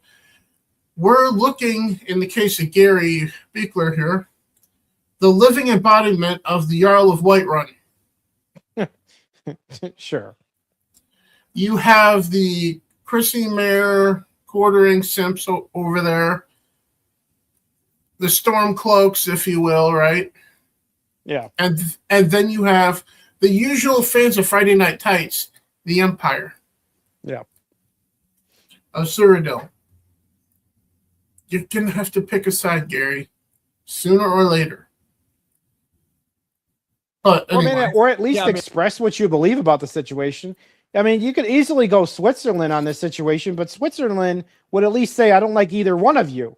Gary refuses to say anything about what happened or what he even thinks about the situation. If he chooses to not pick Chrissie's side, not pick the other side, but pick his own side and say that, fine. I would totally respect it. I mean, all this to say is like, look, guys, I have my opinion. Here's what it is, but here's what I'm going to do about it. I want my show to continue. I want this to continue. I want it to be successful. I want Friday Night Tights to not go the way of the dinosaurs over some dumb shit. And I want it to continue too. I think we can all agree that pretty much everybody involved wants it to continue. Yeah. But it isn't going to since like 2017. But it isn't going to longest time. If every time he turns on the stream, it's a volley of super chats asking about Chrissie. Yeah. It's not going to be able to, the show isn't going to be able to go on with that. Yeah, it won't. And he's going to have to do something about that at some point. When or if he will, I don't know. But let's get back to Smash. I say that, but we spent 20 minutes talking about a lot of the stuff that happened last week. Certainly more stuff has happened this week, and we know, we see it, we understand. This is yet another reason why she's never going to come back there, because just this clown show circus that she is bringing with her, anytime she ever comes back, it's just going to be all about that. They don't want to deal with this. Yeah. Yeah. I'm with Smash on that. If they do bring her back on again in the future, Smash is right. It's just going to be about her bullshit and not about whatever topics Gary wants to talk about. Yeah, it'd be unavoidable. It would be absolutely unavoidable. And if they don't, and they just continue like this, it's just going to build up until something explodes in Gary's face. At that point, sooner or later, something's going to have to happen there. And it's resting on Gary's. I just want to sit here, pretend it's not on my shoulders, even though it is, At all. Once this becomes part of who you are, it envelops who you are completely. She's not here right now, so yeah, here it is. That's the part. She's not here right now. We did talk, and as far as that, made a statement, made one last Monday, talked about it. Let me go back because I want to see what that said. As far as that, made a statement. Not getting into it, totally gets into it. Yeah. Yeah. Valid comment. I made one last Monday, talked about it on Friday. The oranges will spawn if she comes back. Yes, they will. And, we'll see what happens. If I can make a statement Which, about by the way, we'll see what happens. AKA, we're not going to see what happens because she's never coming back. Sure. Situation is Absolutely. I hope that she never comes back. Honestly. Bro. Well, I don't know what Gary thinks would happen if she did. I mean, is he under some kind of delusion that it would be okay? I don't know. It would be extremely not okay. And I don't even try to guess what's going through Gary's head, because as I said about the question I had earlier, it seems like to me, from the outside looking in here, as a fan of Gary and Friday Night Tights, and not of Chrissie and her bullshit.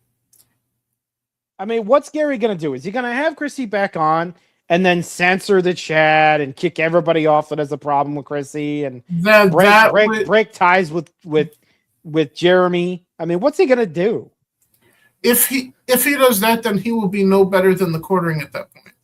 I mean, how valuable is this shit to him, honestly? Well, it seemed to me over the years that Friday Night Tights was the ring to Golem for him. No, I didn't mean Friday Night Tights. I meant this thing called his relationship with Chrissie. Hopefully it's not what I'm starting to think right now, that Chrissie has something over Gary's head. Yeah, well, I mean, it could be that, but it also could be just like feelings, like, like he thinks that her friendship is more important than his dignity. Well, if that's the case, then Heffron being friends with a whore at that point, Gary. Well, I'm just saying, like, she's a copyright striker. She is a censorer. She is a emotional argumenter. She is a a liar too. I mean, all of this shit that she's done and said illustrates that she has character flaws that still are unaddressed. Mm-hmm. And she, like, literally hurting people and doesn't care. And that's not Gary's MO. Gary's not like that. Gary's not the kind of guy to go around hurting people and not care. No. So for him to feel some gravity to be on her side about things, I don't understand that. I really don't. Yeah. Like we said, there's some X factor hidden in the background that we're not aware of here. Yeah. What it is, no idea. But there's unfortunately, obviously something there. All we can do is just speculate, but no idea what's going on. There you go. Well, here's the thing. That's it. Here's the thing, Eli. When you say that, I believe you. I believe that you're being genuine and authentic when you say that. As opposed to Chrissie. I just Googled both those names. I was like, maybe though. He's making Gary so uncomfortable by not holding back. No short There's a 3-hour documentary. And that's when I started to I like the Eli guy. Clearly, he's making Gary so uncomfortable by saying all this. Good. Gary needs to be uncomfortable right now. I don't get it. I really don't get it. Make Gary uncomfortable. Make him squirm until he finally addresses it properly. I mean, what did he swear his undying, eternal love to Chrissie or something? What's with the dedication? What's with the loyalty of this? If that's the you case, don't have to be loyal to bad behavior, Gary. If that's the case, then Gary's got some explaining to do to Mrs. Nerdrotic. Then,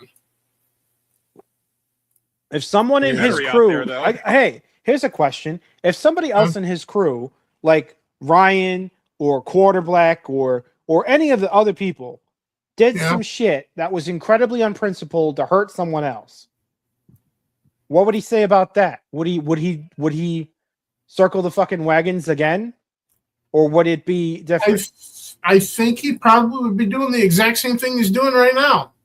Honestly, because I mean, I feel like they've done this before in the past with people that didn't matter as much to him for some reason. Mm-hmm. I mean, what it boils down to is for some reason, Chrissie matters a whole lot to Gary. Enough for him to try to overlook this. Mm-hmm. And it doesn't make a whole lot of sense for a guy that's not actually in any meaningfully way tied to Chrissie. Yeah. There's association. She's been on the show a lot. She's a sort of a mainstay, a staple, or whatever. But just because someone has been a mainstay on your show doesn't mean they can never say goodbye no matter what they do. Because again, my point is I feel like if somebody else did something, he'd drop them like a hot potato. It's just Chrissie's special for some reason. The only one that's truly special, as far as I'm concerned, about Friday Night Tights, other than Gary, because it's his baby, it's his channel, is Az. Which actually brings me to that point about Az hosting. It's going to get real fucking interesting when Az gets asked questions about Chrissie. I'm looking forward to it. Well, not really just that. I'm just looking forward to seeing him on Friday Night Tights. I'm kind of wondering if Az goes off the reservation, so to speak. The script. Yeah, if he goes off script and just lays into Chrissie about the shit she's pulled, how's Gary gonna respond to Az about that? Is Gary gonna get pissed at Az for letting Chrissie have it over this? Or is Az going to be a coward too and not want to talk about it either? We'll see. But I know that Az is arguably one of the bravest YouTubers out there. Yeah, no, I mean, we've seen that time and again. He's faced much worse than this situation. I mean, all I know is that this Friday isn't really going to matter other than seeing what the intro looks like. But next Friday, yeah. Who's ready to open Pandora's box with heel versus babyface? Yeah. At that point. Anyway. Yeah, it sure is. Almost 4 hours. Completely unrelated note. I suddenly have a hankering to eat another. Eat all these oranges. Saber Leo. This is. God bless you, Shad.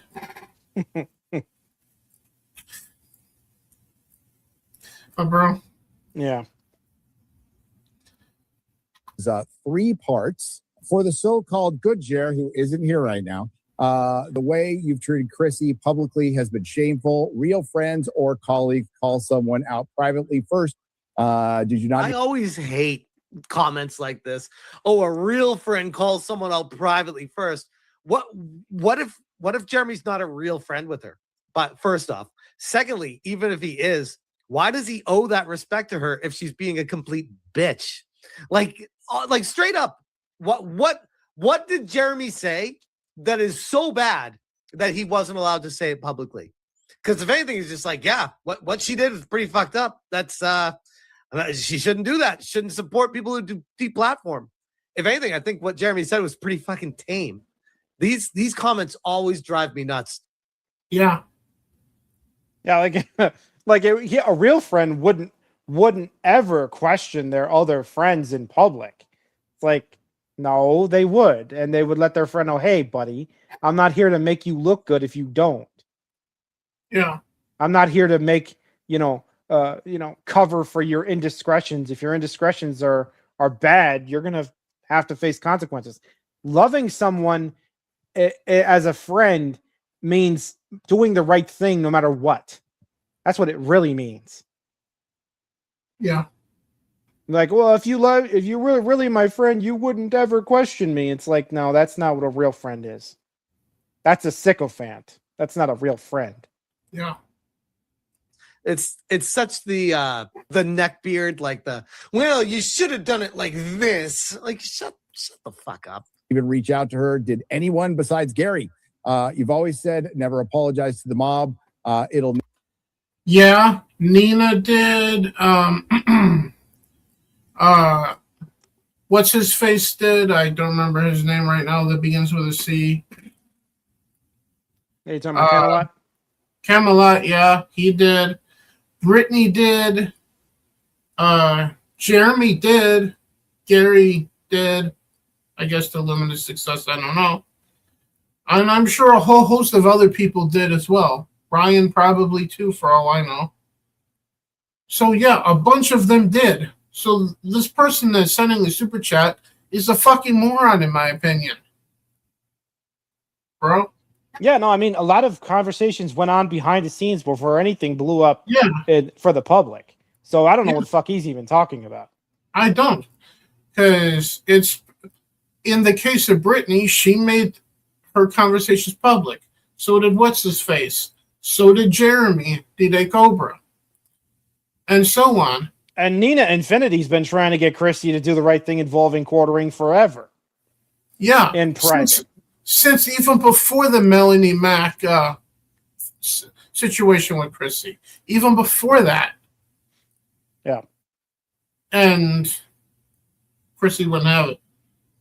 Never be enough, yet here you are feeding one against Chrissy, even after her flawed apology. And it's not a mob. This is people that genuinely want her to understand what she did wrong. Yeah, we're not trying to cancel Chrissy. We're trying to get her to understand what she did wrong, admit she did wrong, apologize, and move on from it. Yeah, none of us wanted to see Chrissy kicked off of anything. No. We just wanted her to explain herself, and she wouldn't do that. And then when we found out it was bad behavior, we were like, can you apologize, please? Can you admit you did something wrong here? And she wouldn't do that. Fuck you was her attitude. And it's worse than that. When she says fucked up shit, she's like, oh, I never said that. I'm like, it's recorded on your channel, stupid. Yeah, you can't gaslight your audience like that. Yeah. I mean, that was actually what we were pissed off of Tucker Carlson for just last week. Because he did that bullshit. Oh, I never said that. You literally just got done saying that, you fucking idiot. And we've also been hearing that from AOC and on all these other career politicians, like, oh, I never said that. It's on fucking camera. Maybe take note of what you say more often and remember what you say. Retards. Maybe they could stop being such a grifter. Yeah. Welcome back into the community of what she was doing before. I think that's very different. Very different. Apologize to the mob. If she was disingenuous, lying, and backstabbing, why the fuck should the quote-unquote mob allow her to just continue doing that? Like, there are two sides to this coin. I can't stand these kind of comments. An explanation. Apparently, it wasn't enough for you. How ironic. I've followed you and G&G for 4 to 5 years and respected your growth, but your recent behavior towards Chrissy is baffling. She screwed up 100%. Simp! And you can tell me to fuck off or whatever, but fuck off. And all right, fuck off. Yeah, I was smashed on this one, bro. Yeah, whatever. Respectfully, Jeremy, do better. So Jeremy's not here to answer that. Respectfully, do better. This the fuck is Jeremy supposed to do better? Jeremy did nothing wrong. No, he didn't. There's not a single thing Jeremy did wrong in the situation. He handled that the way that Gary should have handled it. thus like far. when people misbehave, you have to fucking point it out instead of ignoring it. Yeah. Like, what do you just want to have a bunch of heathens in your ranks? You want to have just people who just do whatever the hell that they feel like, and you don't have any principles and don't stand for anything. Like you're the church of nothingness. I mean, what are you trying to have here? Well, actually, he's the church of DC behind him. I'm just saying, what is he trying to build here if what people do doesn't matter? If personal actions and choices and harming other people doesn't matter and is not something we're gonna, take a stand against, and what do you even have there at that point? You just have a bunch of people shooting the shit and nobody believing in anything.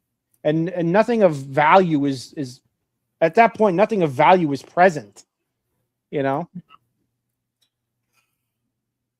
Tip his fedora when he said respectfully, Jeremy, do better. Did he do that too? And I won't answer it for him. But I mean, I'm not going to answer it for him either. She's going to get canceled so hard for her. She's going to get canceled so hard for her support. We'll see. But because that is directed towards him. He's certainly been talking about it a lot. I think basically everybody else on this panel has said their piece about the important parts, like the most important parts of the whole situation, which are not really, Ryan, because Jeremy's not there. This is a bit of gaslighting from Ryan right now. Everybody said their part about the important parts. I don't know if they have or not. The important parts being flagging is wrong. Yes, they did do that the week before that. I mean, Gary's the one who can't say that he won't have Chrissie on again, which is kind of an important part that he's not addressing. Yeah. So I don't know what Ryan's talking about there. If Ryan's talking about addressing the flagging thing from the quartering, yes, they did that. If they're talking about... Well, sure, everybody's willing to throw the quartering under the bus, but for some reason, Chrissie isn't. And that's because Chrissie was doing it too. But no one's willing to throw Chrissie under the bus, even though they threw quartering under the bus. And Melanie Mack. Yeah, and Melanie Mack too. Yeah. Channels getting deleted, people having free speech taken away and stuff like that. Yeah, miss me with the Jeremy, how dare you? It's like, no, this chick was supporting a deplatformer. Like, sorry, bro. All that goes out the window as soon as someone starts doing that. I don't care what other extracurricular reasons you have. It's like, no, I'm not even. And we found out about those earlier in the stream. Yeah. Having that conversation. Like, fuck out of here. And that's not what this show is for, isn't to get to like that at other co-hosts or anything like that. But the whole situation. Let's see what that said. At other co-hosts or anything. Do better is one of those old world SJW isms. Yeah. Isms. Yep. Uh-huh. Anything like that. But the whole situation is people are reacting different. People are handling it different. And I'm not Jeremy. By the way, Pre-Dawn Corpse. The quartering made fun of Smash's hot tub stream. I don't know about any hot tub stream that Smash JT did. And I'm pretty sure that almost nobody would watch it outside of the morbidly curious. Yeah. Many people don't know my history with the quartering of how he made fun of me in my hot tub when I was doing a video. This guy, there is a little bit of justice. So I guess he did do a hot tub stream. Yeah, well, whatever. Apparently. That I'm feeling in my head right now with his complete and utter downfall with what's happening after what he said and did to me back then. Like, yeah, I'm cool with this. So I'm not making videos and thumbnails and stuff like that talking about it. Smash, can we get a flat orange emoji? That's good. He has been, so we'll try to relay that message to him. Yeah, he might have heard it, so maybe he addresses it. Well, that was said like right before he was getting on a plane to go to LA and have a miserable time flying. Mm-hmm. In the case of D-Day Cobra. So I don't think he's addressed it because he did a stream last night and he didn't utter a word about that comment. So I'm pretty sure that he's not going to pay any mind to that asshole, you know? And I'm pretty sure that he doesn't have to address it either, you know? Bro? Yep. So, yeah, the reason Chrissie isn't here is, again, to really, we're not a drama channel, and it's to keep the show focused. Anything you want to... Well, first... I mean, Gary's really trying, but, I mean... He's trying and failing at trying. He doesn't realize that the less he addresses it, the less he gets it out of the way, the less he puts it forward, the longer it lingers. Like, this isn't something you can ignore away. The sooner he addresses it, the sooner he could try to put it in the rearview mirror. Yeah. At that point. But it's not going to go away by not talking about it. That's the problem that he's facing here. Let's see what JT says.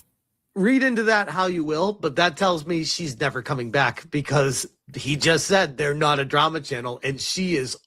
What do you think? Well, I mean, of JT's assessment there. Well, he wasn't finished giving it. You paused it before he finished his point here, so I was magnet for drama right now. Yeah, obviously Gary doesn't understand that the less he addresses it, the more drama continues. Yeah. Like, you're not a drama channel, but this continues until you address it. So yeah, because, and like I keep saying, he could either say it. The way to not be a drama channel here is to address it, not ignore it. Yeah, and one way to address it without uttering a word is removing her from the intro. Yeah, I know you say that, but again, I think that people would still be like, "Oh, okay, Gary, so you removed her from the intro. Now what? Are you going to not have her on the show anymore? Are you willing to say that?" Because he isn't willing to say that right now. Either way, he refuses to say, "I'm not having Chrissie on anymore." He refuses to even say that. All I'm saying is something needs to be said or done on Gary's part. That's all I got to say. Because he can remove her from the intro, but what if he has her on again without the intro part? That would look even worse on his part. I mean, it would be really pointless to remove her from the intro and then have her on anyway, which is why I'm saying that the thing he should be doing here would make him worse. Yeah. He should say, "Hey, I'm probably not going to have her on again because I can't." Like, what actions led to that, whether it's her fault or not. It's been kind of a thing with me. Gary's trying so hard to toe the line right now, but read between the lines. No, I don't deal with dramas, particularly if I caused it, okay, then I'll deal it. But I probably wouldn't make my co-hosts on Friday Night Tights deal with it. If I caused drama, I would want to deal with it on my channel, whether it was my fault or not. The fact of the matter is it's here and we don't want it to derail the show. Except for that's exactly what's already starting to do, Gary. How does he figure that it would derail the show if he just said Chrissie's not going to come on again? How would that derail the show? How important does he think she is? It's not like he's saying, "I'm never going to be on the show again. I'll see you later, everybody. Good night." It's not like that. Chrissie was just a somewhat humorous, occasionally member of the show, just like any other member of the show. Yeah. You telling me they can never lose a member, never have anyone ever not come back repeatedly, or else it's fucking over? I mean, what's the point?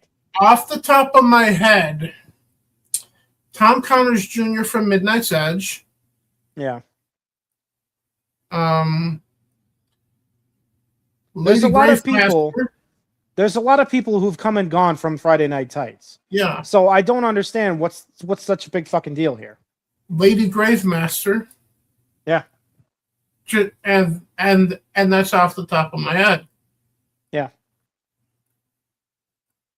Because I'm sure there are others have come and gone to a point as doesn't appear. So regularly. he can't say that, "Oh, no one's ever left the show. No one's ever stopped doing the show. He can't say that. No, he I mean, can't. what's he going to say? Oh, we've never lost someone on bad terms.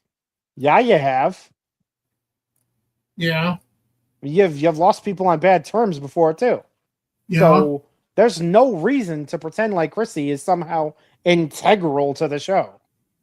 She just isn't. Mm-hmm. The fact that they had one without her already is proof of that.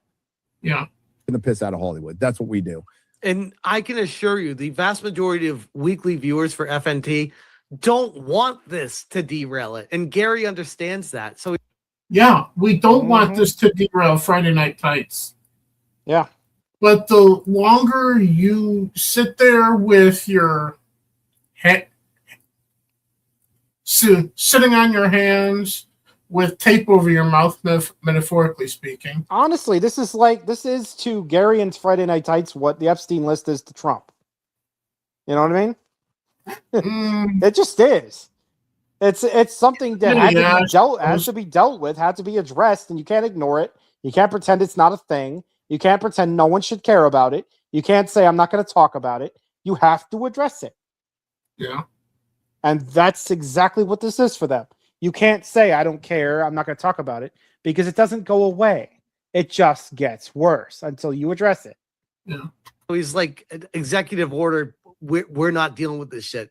If we can avoid it, we're going to, and we can, so we will. And I am not comfortable nor happy with dragging other creators, whether I like them or not, on my show. It's just, once in a while, I'll make a comment, particularly to people who this is also not true. Tried to, yeah. This is also just a false statement from Gary. He absolutely will drag other creators. Yeah, he absolutely has done that. Yeah, dude, he literally had a Grace Randolph fucking video just a couple of weeks ago. Yeah, they've been dragging her through for years. So I don't know what he's saying that for. They absolutely will drag other creators. So Gary's lying there. Channel in Why the is past, he even saying that he won't do that? People like Vito. I'll certainly make a comment about that. Vito has since apologized, by the way, and that's why I kind of let it go. But wow. Normally, Vito a false flagger too. Fun fact, I did not know. I don't worry about that stuff. Is if the channel's still going for me, and we really, I'm not comfortable talking about drama. I'm not really comfortable dragging people at all. Clearly, I'm not dragging people. It's not what I do. It's not what I do, and that's not what the show is for, right? But overall, I guess I'm sorry. It's not most of what Gary does, but he does do it on occasion. Yeah. I mean, it's not his like bread and butter to drag people. It's not a hate other channels channel. But he doesn't hold back when he thinks somebody deserves it. Yeah. It's just that for some reason he really, really doesn't think that Chrissie deserves it right now. Yeah. But he won't put it that way. He won't say, well, I've dragged channels in the past and I've shit on people before. I just don't want to shit on Chrissie. He doesn't want to put it that way because it sounds like a double standard, because it is.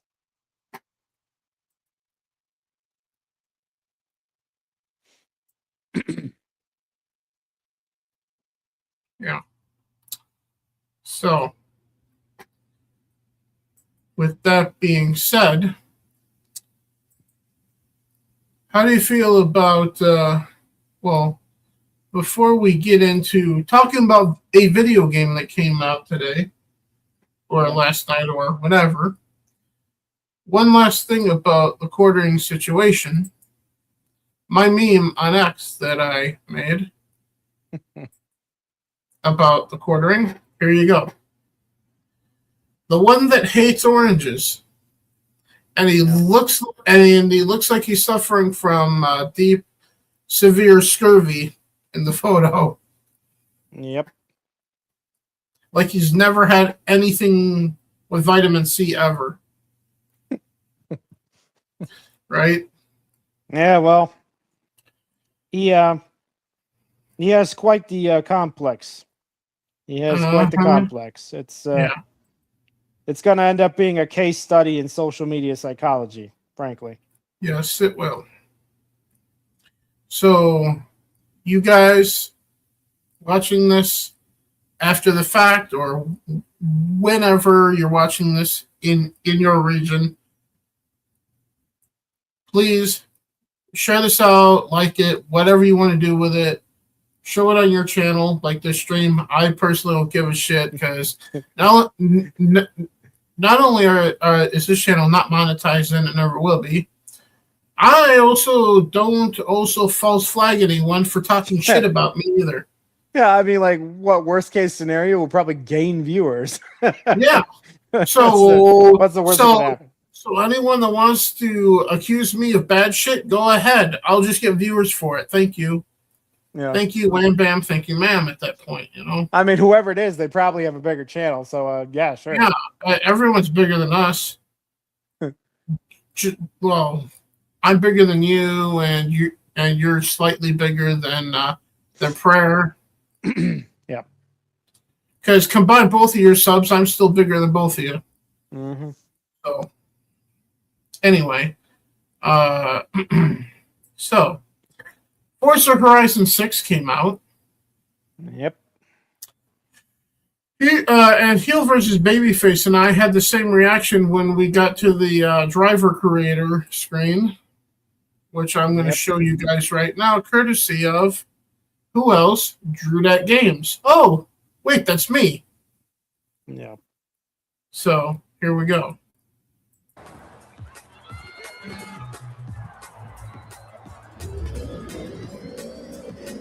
By the way, beautiful fucking game. I drive like shit as usual. But beautiful game. I enjoy the gameplay like hell. I could see this being like a Game of the Year nominee at this point, you know, as far as a sports Game of the Year goes. But as we get into some controversy here, take a guess at how many white faces we got here. Guess. Looks like 0. 1. Maybe, yeah, maybe 1. Maybe 1. 2 if we're pushing it. That's strike 1, Playground Games. But don't go anywhere. Coming up, we have all the highlights from And by the way, they didn't change the driver creator really at all from 5 either. Yeah. Mm-hmm. It's literally everything from 5. Yeah. So why did there need to be a 6th installment then? Other than to go to Japan? The tracks are different. The locations are different. Oh, it looks different. Yeah, okay. Oh, okay, fine. Just release DLC for a new map then. And new tracks and a new location. Yeah, it's not like they changed the game engine or something. I mean, it's the same, so... Yeah, it's the exact same from 6. Or, I mean 5, because this is 6. Yeah. I'm getting ahead of myself thinking it's 7.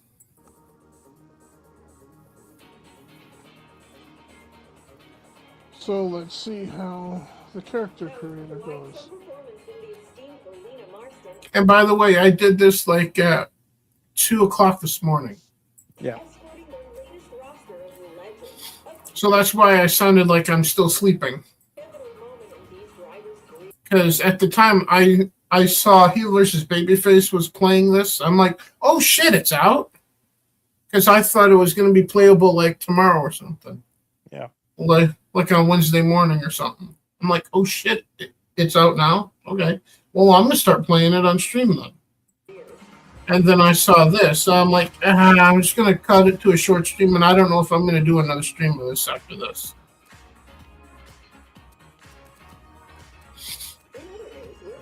Yeah, the only white face is down at the bottom, buried under way down here. everything else. By the way, no facial hair still. Yep. 3. So this is body type 1. So apparently this is male. Body type 2 is the female.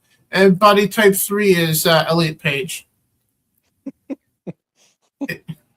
Essentially. Or Dylan Mulvaney. No, it's more like Elliot Page. Yeah. Because Dylan Mulvaney would be more like a type 4 where it's a guy wearing a dress. Yeah. Yeah, well, you know. At that point.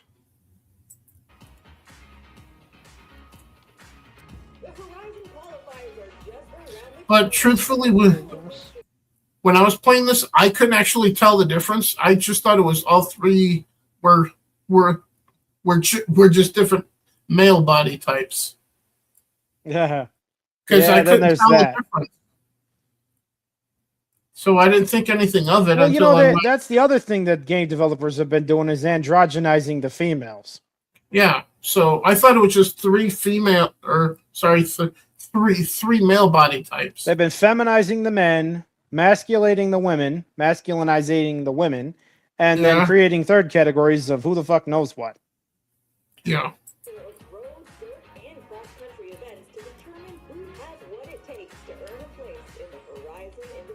So I guess category 3 could be called the popcorn surprise. You don't know what it is until you take its pants off. Yeah, and there was only one hairstyle that's close to mine, which is balding. Yeah. So far, that's the closest to my hair.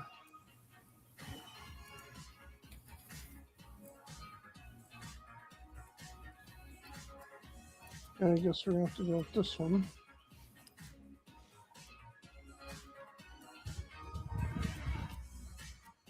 And then I also scroll down here to look at the other hair colors just to see what else there is.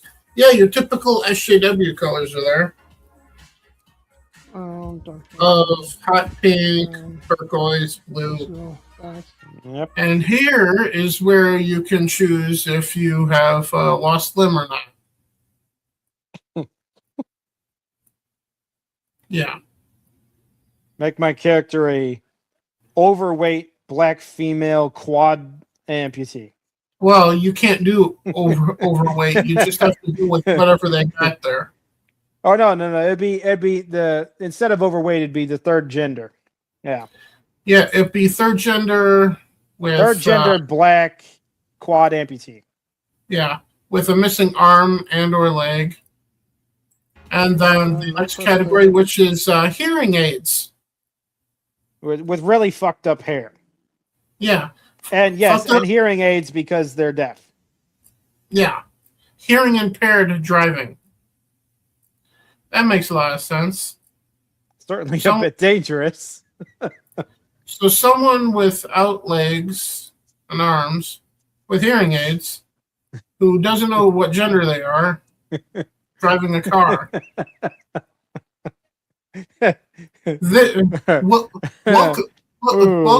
Welcome to Forza Horizon 6, everybody. Nothing says you can do anything despite no ability without, this game. Just wait, though. After this section is the ultimate dagger. To hell with your abilities, you can do anything. And then pronouns. Yeah, of course. The icing on the woke cake. Every time. Yep. You see why I don't really want to promote this game at this point? Yeah, it's all intersectional garbage, as usual. Yes, it is. Which means we now have a good idea on what we're going to see with specific things probably in Fable. I mean, God forbid the quad amputee black third gender fucking deaf person who plays Forza. Good luck with that. God forbid they feel excluded because their character doesn't perfectly resemble them. Yeah. The only ones they're excluding are normal people who actually play video games with this. And this is what I'm expecting now with Fable as well. Because keep in mind that Playground Games is also doing Fable this year as well. The problem with radical inclusionary stuff in a game like this is that most gamers don't have those problems or those issues, and they're going to make fun of the people who do. Yeah. By playing as those people. And it's exactly why when GTA 6 comes out and they have a bunch of, of this type of thing in the game, those people in the game who have those things going on with them are going to get targeted by the gamers for comedy purposes. And then they're going to claim it's all hate when actually it's fun. And see, that's going to be so predictably a trigger point for them. And they're going to sit there and say, how could you do this to us? You're supposed to respect us. How could you not respect us? And the gamers are going to be like, we don't respect anybody. Get the fuck out of my game. Yeah, so let's see what I had to say here when I saw this. They did it again. They did it again. They continue to shovel pronouns into a fucking racing game. Just like the last one.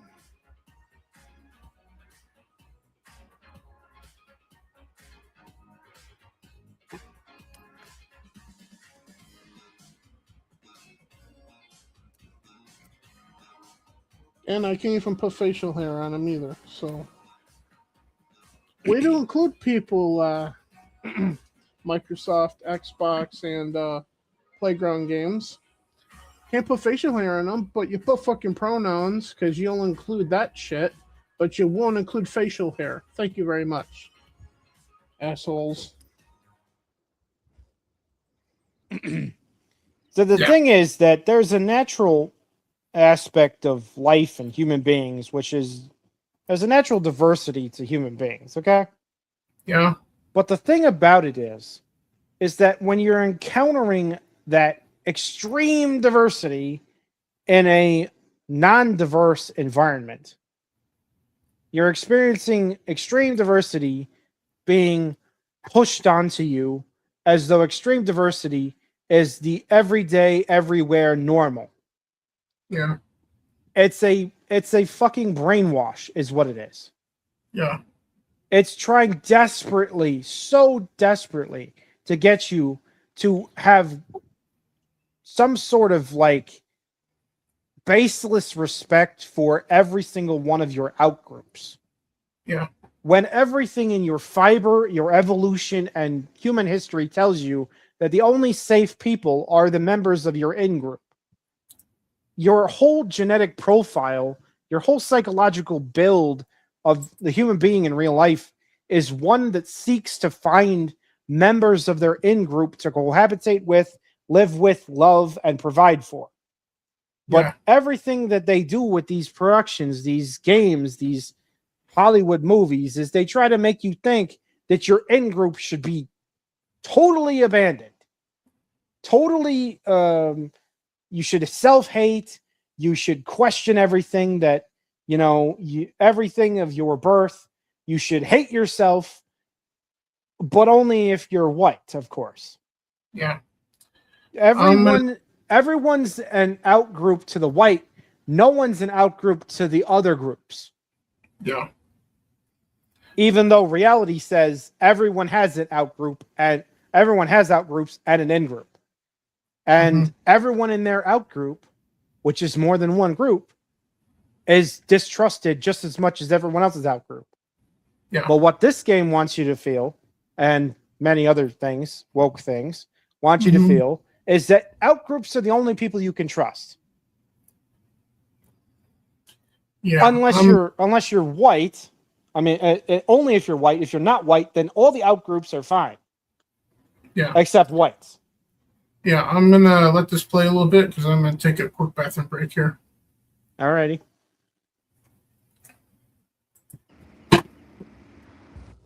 Hey. I can't believe we're all here. Make yourself at home. Whatever you need, just ask. Hey. Oh, we've talked about this for so long, and it's actually happening. So, what's next, May? Glad you asked. I know the two of you dropped everything to be here, so I got you both a little care package. everything you need to make the most of your time here. First things first. When in doubt, explore. Well, that was going to be the idea till I saw pronouns. I've been back here 5 years already and I haven't even scratched the surface. So, take this journal and document everything. I can't wait to see what you both discover. And I expect photographic evidence. Of course, if you need a guided tour, I've got you covered. I'm sure you both want to earn some cash, but with your driving skills, finding a job will be easy. Tell me, what's the local racing scene like? How about street racing at night? The most idiotic thing about this And if that game wasn't enough, Yeah. is that it makes Japan the setting for a incredibly diverse game. Yeah. When Japan is literally one of the least diverse nations on the earth. Yeah. Hey, mate, this is great. Thanks. We couldn't do this without you. Though someone forgot to bring a car. don't worry. I got you.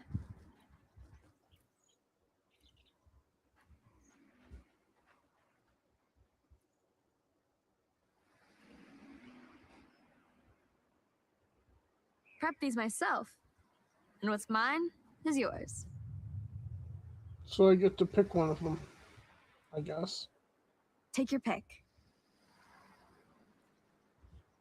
The other two, you can use any time.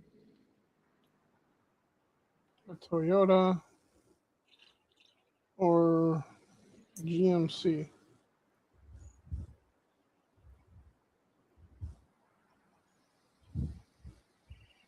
A GMC Jimmy. Yeah, I'm going for the American car. This is the first generation of the GMC Jimmy. Rugged, powerful, and loves to go off-road. Which I'm known for doing. Oh, good, it's a stick shift.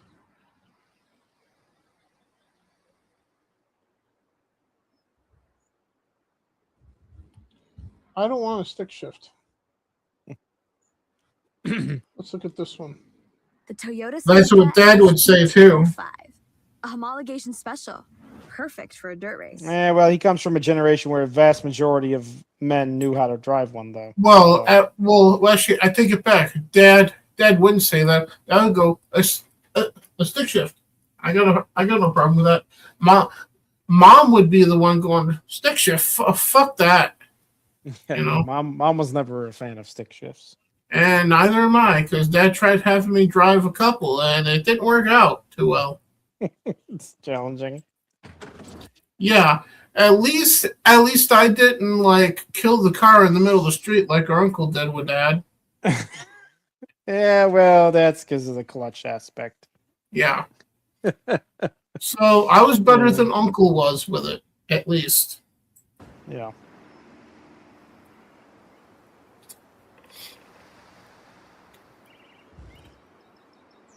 Okay, I like the way the inside of that looks, except for the wheels on the wrong side.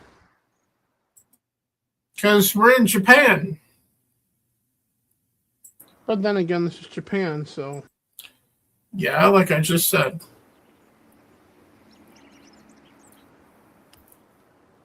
I guess I'll use this one. Because the GMC is a stick shift. Make this plate your And own, I hate stick just so we know shifts. it's you.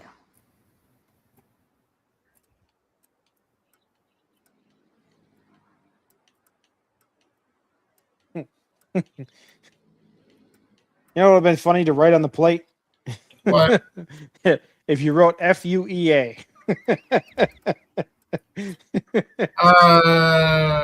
No, it would have been interesting to go FU play as an FU playground game.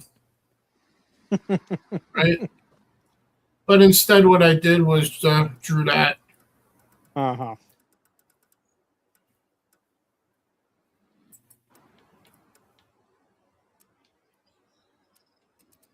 Then I didn't realize that I could use like all of them. Oh, wait, I can go further? Okay. Yeah. And I'm going to try to spell out the whole name. Because I'm an idiot.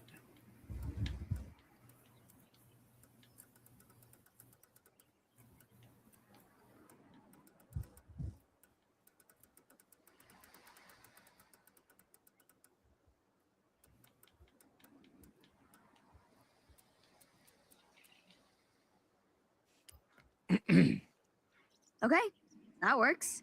Now, let's head out. I have something lined up. First stop, Tokyo You City. see a sports car going off road. It's me.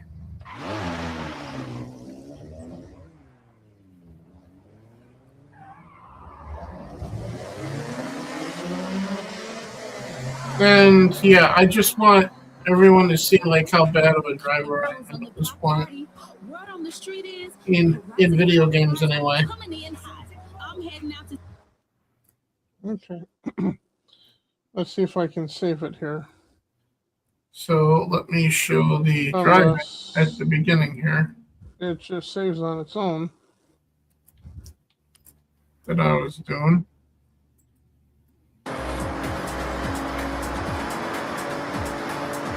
What up, people? It's Scotty Tyler on Base Arena.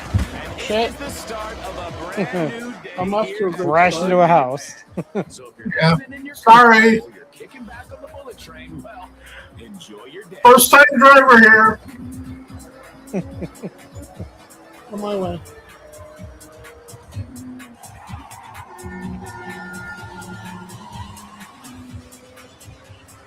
That one better. Thank you. Thank God I didn't hit the train. That would have been a total disaster. Right? Yep. What the hell's floating in the sky there? You see that? It's like hot air balloons. Okay. Hopefully it's not space aliens. Okay, cutscene is I was probably not going to get that turn in time. Cutscene saved me from going off road again. Yeah, me driving on snow and ice, even worse. There are two things in video games that I should not be allowed to do: drive or fly.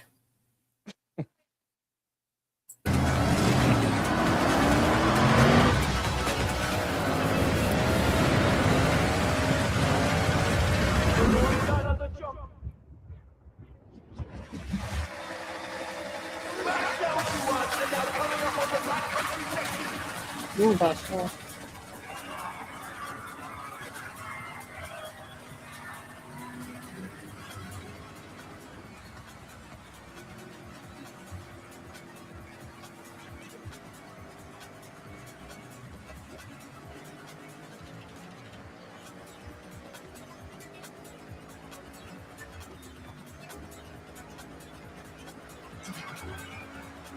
As soon as I saw the snow track, I thought of SSX Yeah, well. immediately.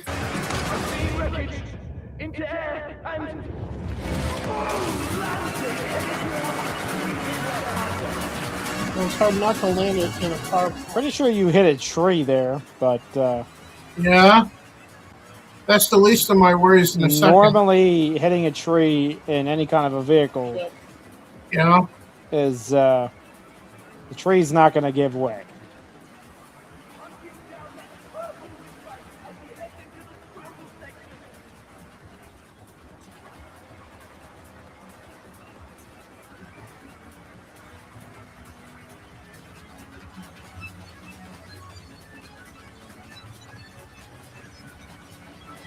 As if I knew any hindrance to try to drive straight with driving on snow and ice.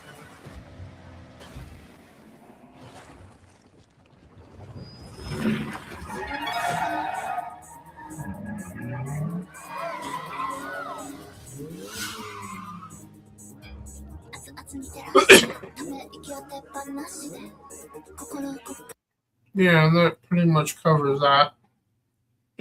Yep. So, Your thoughts on Forza Horizon 6? Well, obviously, it's the same sleek look that it had before, and obviously there isn't much difference really. From 5, barely justifies itself in a certain sense. It certainly doesn't justify its price point. No, of like 70 or whatever bucks. But I definitely wouldn't pay 70 for the same game twice. But I didn't do that. I'm playing it from Xbox Game Pass because it's a day one game. Yeah. In there. So yeah, it is what it is with that. So yeah.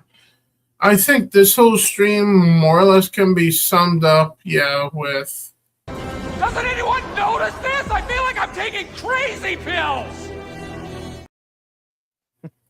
Yeah. Between the Chrissie Mayr thing and Forza Horizon 6, which is more or less Forza Horizon 5.2. Well, there was one other bit of, it's not news, but I guess it is, sort of. What's that? Which was Todd Howard's announcement that he made, which was this past week. What did he say? He said that they are indeed working on Elder Scrolls 6. But he definitely knows that it will not be done until at least 2029. So probably when the Project Helix is out for Xbox. Which means that we will have sat here for, 12, 13 years waiting? An entire, actually technically 2 console generations came and went. Yeah. Since Skyrim came out at for that a point. sequel that they should have got to work on immediately after Skyrim was a success. Instead of giving us 15,000 versions of Skyrim and ESO. Mm-hmm. And then also Fallout 4, which I understand doing that. And the faceplant we call Starfield, which was a fucking waste of time. Yes, it was. But that was apparently something that they wanted to do for years, which was faceplant. They thought about doing it for years, or like, we're finally going to do it. And then they did it. And then it's like they were like, "Hey guys, we had some great success with Skyrim. How would you guys like us to faceplant now?" And everyone on the team went, "Yay, faceplant!" And there was much rejoicing and faceplanting by them, and no rejoicing by us. But whatever. Yeah. So yeah, I'm not surprised. 2029. And it's probably going to end up being early 2030. Which is kind of what we're expecting anyway at this rate. I don't even have words for how long. It better be flawless because that's ridiculous. Just no pronouns. That's all I ask. But considering the Starfield had pronouns, that's probably too much of an ask at this point from Bethesda. Just like that's too much of an ask from Playground Games. But anyway. We should probably wrap up considering it's probably the longest episode we've ever done. Yeah, it is 2.5 hours. So, But with that being said, to recap, everything else that we did can be summed up in one simple thing with the Chrissie Mayr, Friday Night Tights, whatever stuff. Excluding Friday Night Tights from this clip, though. Stop breaking the law, asshole! And in the case of Gary and his inaction. Doesn't anyone notice this? I feel like I'm taking crazy pills! Yeah. Yeah. But with that being said, thank you all for watching. Hopefully, I will see you guys tomorrow. If you guys want to see me playing Forza Horizon 6 and crashing into everything in Japan, just simply tell me that by hitting the like button. That's all you got to do. You don't have to say anything in the comments. Just hit the thumbs up. if I get at least 3 thumbs up on this, then I'll crash into everything in Japan tomorrow. For you guys on Twitch. But with that being said, if I don't get that many thumbs up, I'll just play the Elder Scrolls 4 Oblivion remaster instead. And get back to the High Elf character that I've been starting with there. Which I have since switched him to using magic instead of being just a stealth character. So, anything you want to add? Oh, no. I think I've said everything I need to say for this one. Yeah. Hopefully, next Breaking Rocks will be like gaming really centered or yes, hopefully a listing. Because I don't want to talk about Chrissie Mayr anymore. I'm sick of it, especially after what we had to hear about today. Yeah. That being said, thank you guys. Good evening, good afternoon, good morning, whatever time it is in your region. And we'll see you guys. I'll see you guys tomorrow, one way or another, on Twitch.